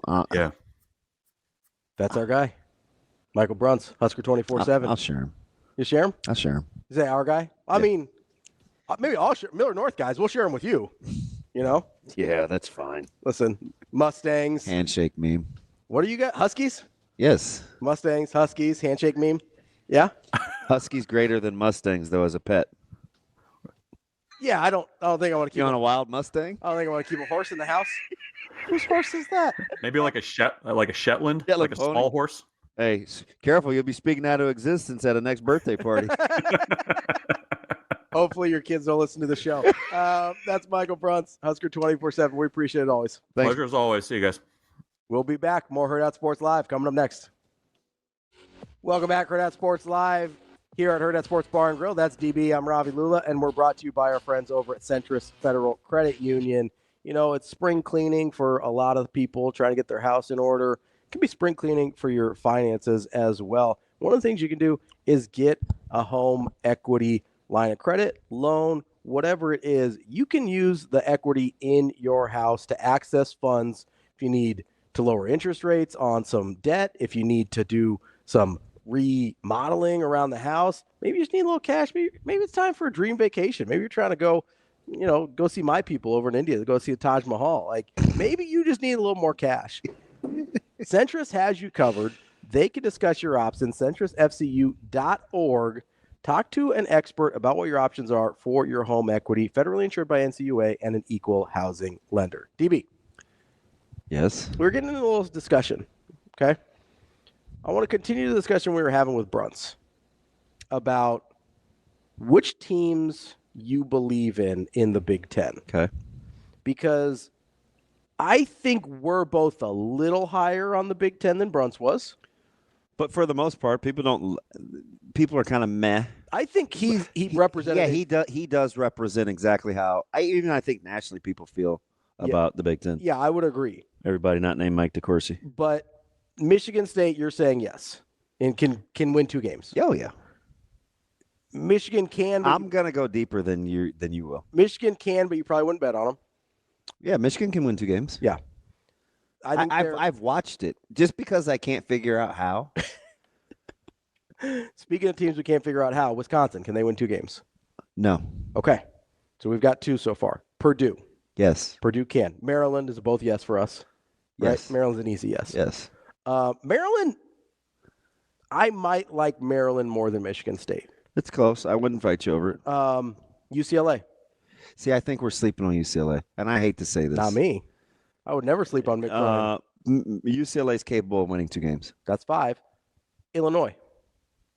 They're capable. Capable, but not betting on it, right? Because there's a variance. Is this there. so? Are you asking me capable or just most capable, likely? Just capable. Oh, so they're in for capable. Oh, they're capable. 100%. The variance with Illinois is enormous. Yeah, right. They're more than capable. They could get bounced. Somebody's going to run into them.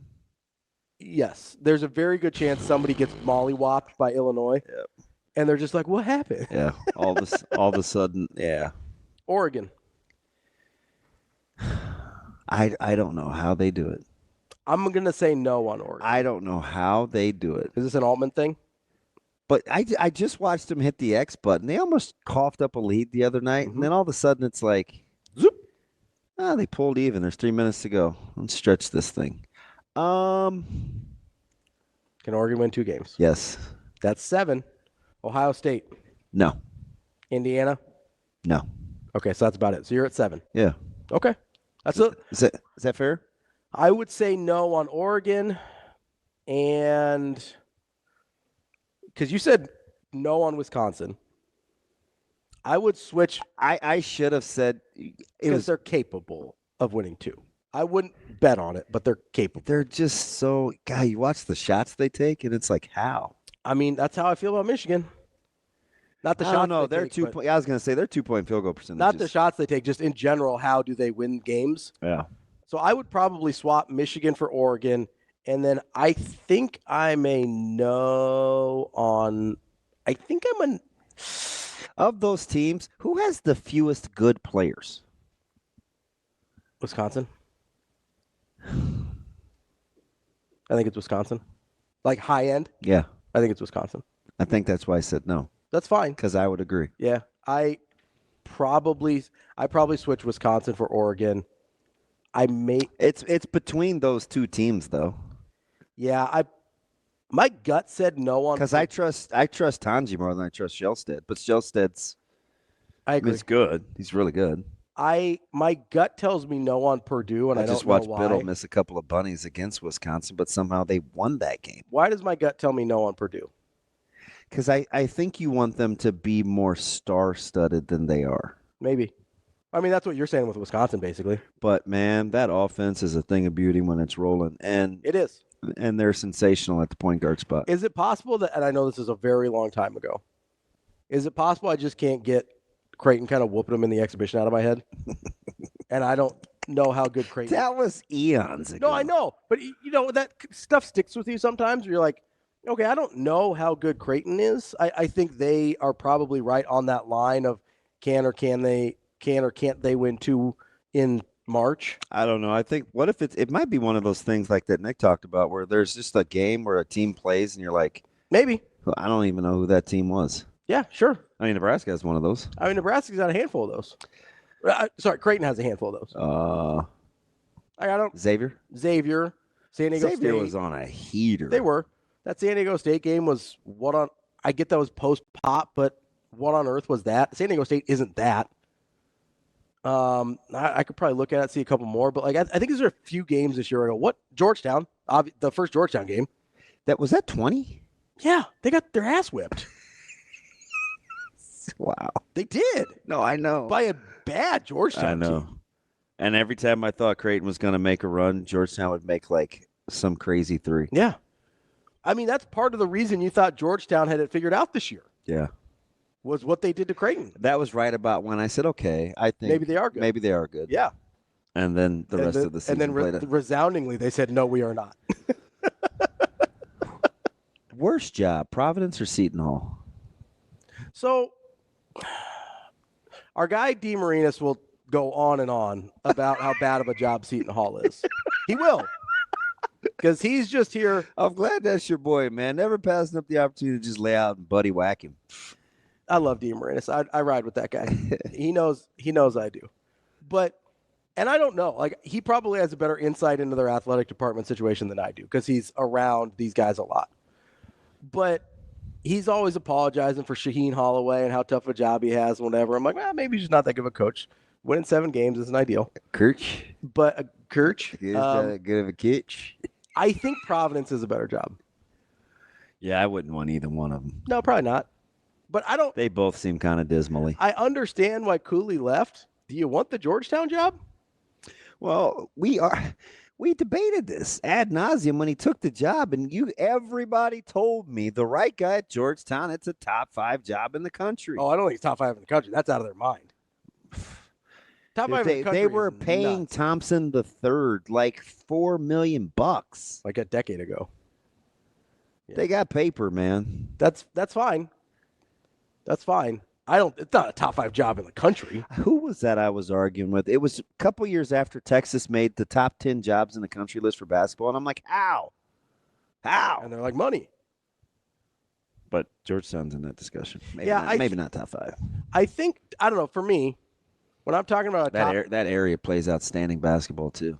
Yeah. That's kind of why it's so confusing. Ooh. The DMV is unbelievable. Yeah. Like, they produce so many high-level basketball players. You could not leave like 100-mile radius and be good to go. Like, good to go. There's not that many places in the country where that's true. And I get you're not locking down every kid that comes out of the DMV, but you understand my point here. I don't know how good of a job Georgetown is. It's certainly not top 5. I do also think, when you're talking about Texas or whatever as a top 10 basketball job, I think the amount that people care about basketball matters when you're talking about jobs. It's not just money, right? Because you could say, this was a while ago, somebody was arguing with me about how good of a job Ohio State was in basketball. And I was like, that's great. That's fine. They have money and they're supportive and whatever. They don't care what happens until January. Nobody cares what happens in Ohio State basketball until January. And if they do care before that, something went horribly wrong on the football team. That's how I feel about their baseball program. How are they not good? Sure. But how much do they care? Like, that's like money doesn't equal. That's what I was saying. Like, I think money doesn't equal investment. I think the commitment care factor is big. Or I should say, money doesn't equal commitment necessarily.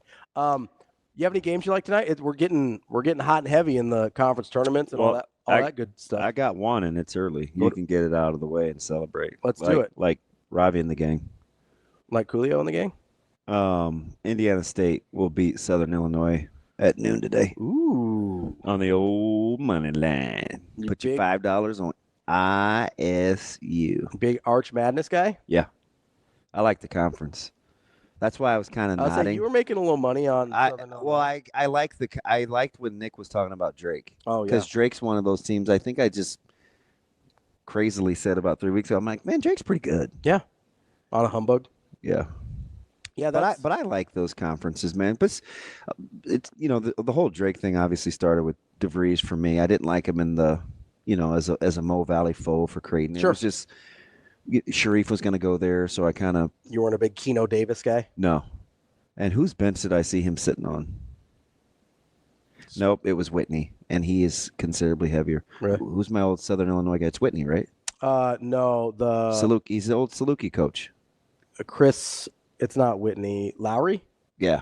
Chris Lowry? Whose bench was he on the other day? He was wearing blue and a quarter zip. Now, he's considerably bigger, so you may not have known it was him. I may not have realized it. Might have been. It might be a Big East team. Yeah, where's Lowry? Is he in Indiana? I think he was. No, Northwestern. Yeah, Northwestern. Yep. It was a team where, yeah. Yeah. Yeah, he was on the bench when they were calling timeout against UCLA. Yeah, he's an interesting guy. He used to win a lot of games there. He did for a long time. And then he didn't. And then it was over. That happens to a lot of guys. Yeah, I was kind of like when it goes kind of things. I mean, we were just talking about like DeAndre Jordan and stuff like that. It's, Davante Adams seemingly has fallen off a cliff, even though he's not done. No. I just think situationally. He's done as what we thought he was. but that doesn't mean he can't be productive. I got to get back to. I'm really trying to have you help me figure out where Sam Darnold is going to go. Once I know where Sam Darnold is going, I'll tell you about the draft. Well, let's get to that next. Yeah. Here on Hurrdat Sports Live. We're back here on Hurrdat Sports Live. That's DB. I'm Ravi Lulla here at Hurrdat Sports Bar and Grill, where you can check out the March specials. You got the Reuben, you got the fish and chips. It's getting the. I got to see the fish and chips. I know. I low key like a good fish and chips. Me too. So I might have to order one. I tried to. Micah was riding with me last night, and I tried to talking me into a Long John's binge. Oh, it's about that time of year? And I didn't get it in last year. Okay. So it's been like 2 years. Yeah. Uh-oh. But I crave I want a nice flaky fried fish. The itch is getting there. And he was like he look at you the same way I look at you when you talk about Long He John? likes Long John's, but he's on his diet now. Oh, gotcha. He doesn't really mess around. He's dialed in. Yeah. This is my wife's favorite time of year because she only eats fish and seafood for meat. Yeah. And so because it's Lent, all of the places have all their fish items and fish menus and stuff like that. So she's just living her best life. And I hate being so principled about it, but I'm not a big fried catfish guy. Like I don't want catfish. I don't want catfish either. Right? Not about that catfish. So I'm kind of particular, but I'm not. And I don't like usually like cod's a good and I don't like cornmeal either. So I don't want it battered that way either. Yeah. No, I'm not that dude. Well, since I'm such a good friend. And I know my mom is like, you're an idiot. Because that's all the things she likes. Catfish and cornmeal? Yeah. Well, she's from the South though, right? Yeah. That's like right up Houston. Although she would say that's not really the South. I say that because it's south of us. Yeah. Because she means I'm a Southern girl. Southeast is like the South. Sure. Because she's from like Houston, right? Yes. Yeah. No, catfish and cornmeal is right up their alley in the South. I'm not about either of those either. But I'm a good friend. Are you a crispy batter or wet batter guy? I don't know what that means. So you get my goodness. Wet batter gives you the coating, the smooth coating, like a Long John's or a frozen. So I typically like a crispy then. Do you? Yeah. And the wet batter can be crispy. It's crispy, but it's not. Right.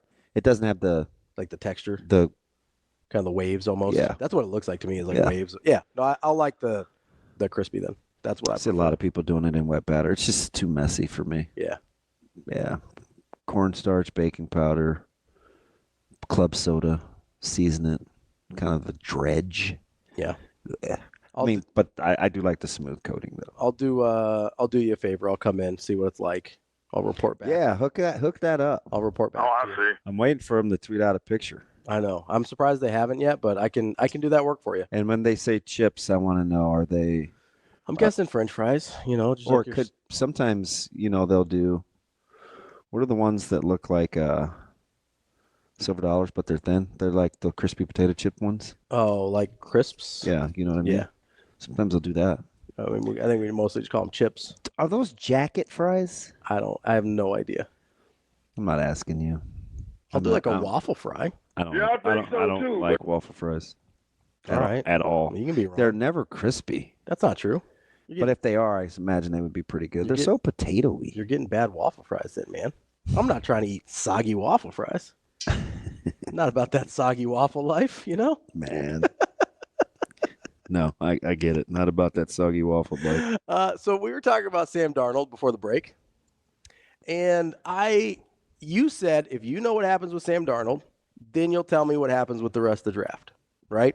So I just feel like I'd have a lot better gauge. I do think there's some dominoes to fall here.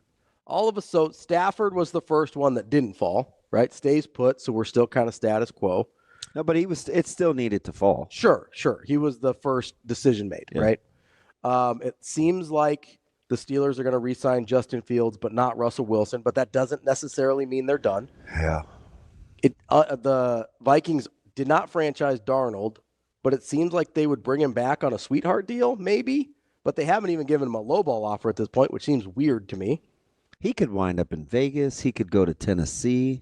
He could go back to Minnesota. If you're Vegas, you'd take him, right? They have to want to pay him. Sure. Because I think he could get the best deal from Tennessee. You think so? Yeah. How good is that roster, though, outside of... It's not bad. Do you think they it's have better okay? skill than you think. Okay. It's not bad. Because if I'm Darnold, I would, again, really easy for me to say because it's not my money. I would probably sacrifice a little bit of money, not a ton, but a little bit of money to be in a better situation. How old did we say he was? 27? He's 27, I believe. I wonder if he's got a little bit of bad franchise PTSD from the Jets. Yeah. Like that would make me hesitant to go to a bad situation or what I perceive to be a bad situation. That's why I ask about the roster. I would certainly not go to the, I don't know. I was going to say I certainly wouldn't go to the Giants, but I don't know if that's a bad organization. I don't love the roster right now. It's okay. Better roster, Giants or Titans? I know it's hard off the top of your head. I don't know. Probably, I don't know. So basically it's Neighbors and Ridley. Mm-hmm. They've got Tyler Boyd. I like their offensive line better with J.C. Latham. You got Skoronski, Quisenberry. Mm-hmm. Like Tennessee's O-line isn't bad. Okay. But I may take the Giants' defensive personnel because Tennessee can't rush the passer. So I probably would take the Giants' defense, but Tennessee's O-line. But as a quarterback, you might gravitate towards the Tennessee O-line a little bit more. Not saying you don't care about the defense, but if you're talking about, I like Spears. Hey, if I'm going to stay upright. I don't love Pollard, but I like Spears, and I had to hand the ball off. I don't know. Tennessee doesn't bother me. Okay. Listen, I'm open to it. Winnable division too. That does help. So Tennessee. I mean, apparently, since the quarterback job is open in Indianapolis, always. You see that's an open competition. Yeah. I mean, it almost has to be. Anthony Richards has been bad. Like, what are you telling your team if you say it's not an open competition? Yeah. You know what I mean? I'm sure that's exactly where they thought they'd be. When they drafted him? Yep. It's exactly where I thought they'd be when they drafted him. In 2 years, yeah. It's 100% where I thought they'd be when they drafted him. So I think, depending on what Tennessee does. So you got Tennessee, you got the Raiders. Yep. The Jets, are you doing teams that need quarterbacks? Yeah. Okay, yes. I don't. So the Browns need one, but they're not going to sign a free agent. I would like to see what that restructured deal for Watson looks like. So it's restructured of the restructured. That's like the second or third time. So this year it saved them about $36 million against the cap. They're still going to owe him $46 next year. So I don't know how that works if you're signing a free agent. My guess is they seem to be one of the only teams that likes both quarterbacks, according to some reports. So I don't know that they'll be in the market to actually sign one. I think they'll sit at 2 and be like, we'll take whoever falls to us. We're cool. That's the sense that I've gotten from NFL reports. So I am not putting them on this list. So I've got the Titans, I've got the Raiders, I've got the Jets, which there's no way he's going back to New York. You got to have the Giants. The Giants, you've got kind of running out of teams at that point. You've got the Colts at 14. I don't think they're going to sign somebody, though. They can't try to get a quarterback that's not a franchise guy. You're going to have to try to piecemeal that thing another year. Which is a disaster, but I think you're right. I think that's where they're at. Yeah. Falcons are a no. Cardinals are a no. Bengals are a no. What would you pay? What would you pay Cousins on the open market? About 12, 13 mil? Yeah, like he's going to get backup money. 9, 10, somewhere like that. Because he's going to get cut. Yeah, 100%. I would say about 9 or 10. Like somewhere between 8 and 12 is sort of that range of backup who we may ask to start at some point. Shoot, take him in Cleveland. Honestly, wouldn't be bad. Like that's not a terrible idea. But you basically just have the 4 teams, because the Seahawks would have to trade someone, would have to trade Geno. I wish somebody would kind of let on to what they actually feel about Geno, because why does he kind of come up in these murmurs and we'll keep an eye on and stuff like that without it really being a thing? Why does Trevor Lawrence? Well, that's what I wish the Steelers would have done. I agree. Trevor Lawrence and the Steelers. That would have been the best deal for me because he's young. It's also the best deal for Trevor Lawrence. Like, it's the best deal for the Steelers, but it's also, hey, let's put Trevor Lawrence in like a real organization where he could maybe take advantage of all that talent. Yeah. Like that. That's what I was rooting for Trevor Lawrence, just for my personal investment. I mean, I don't want to cheer for him, but he's an upgrade, so I got to eat it. So if you include the Steelers, that's 5. But they're not going to – I won't say they're not going to draft one because the better Jackson Dart looks, maybe they don't go get a guy like Njigba. Mm-hmm. Because I think they're going to – they could draft a wide receiver. They could take a DB. Mm-hmm. You know, maybe Will Johnson falls to them. Right now, I'm looking at CBS Sports. They've got Matthew Golden to the Steelers, which I could see. I'd love Golden. Yeah, you're. He ain't gonna get there though. You don't think so? That's about it for teams that need a quarterback. Like that's the market. You're talking about 5 non-Cleveland teams. You throw Cleveland in there, it's 6. How many quarterbacks do you think go in the first round then? 2.5. I'm going to take the over. Somebody's going to talk themselves into Jackson Dart. I'm going to go over. That's like my premise on quarterbacks is always people are going to talk themselves into it. The only year that hasn't proven true is the Kenny Pickett year. And even then, they kind of talk themselves into Kenny Pickett. How many people you think would want to talk themselves into Dart over Shador? I think it seems like the combine did not go great for Shador. I listened to some of that stuff, and he didn't sound like... Well, we don't know what the rooms were, like what the private ones were like. It seems like it didn't go, like from all the reports, it seems like it didn't go great for him. I just wish I would... I don't know why the teams can't say who didn't like him. I mean, leverage, try and move around. If you think you like somebody that somebody else wants, makes it easier to make a trade. But I think it's more likely that people talk themselves into Jackson Dart. I mean, Shador's not going to fall in the first round, but I think people are going to talk themselves into Jackson Dart. It wouldn't shock me if Jackson Dart went before him, but he's not. I mean, there's going to be 3 first round. One of these guys is going to have a Geno Smith kind of night. Yeah. I mean, you watch. It could be Shador and not fall out of the first round. Like if he falls to the late teens, that's a Geno Smith kind of night for him, or early 20s. Then you could draft him in Pittsburgh, 21 overall. That's your guy. Ended just like you started. I thought you were just about to hit me. That's DB. I'm Ravi Lulla. More Hurrdat Sports Live tomorrow.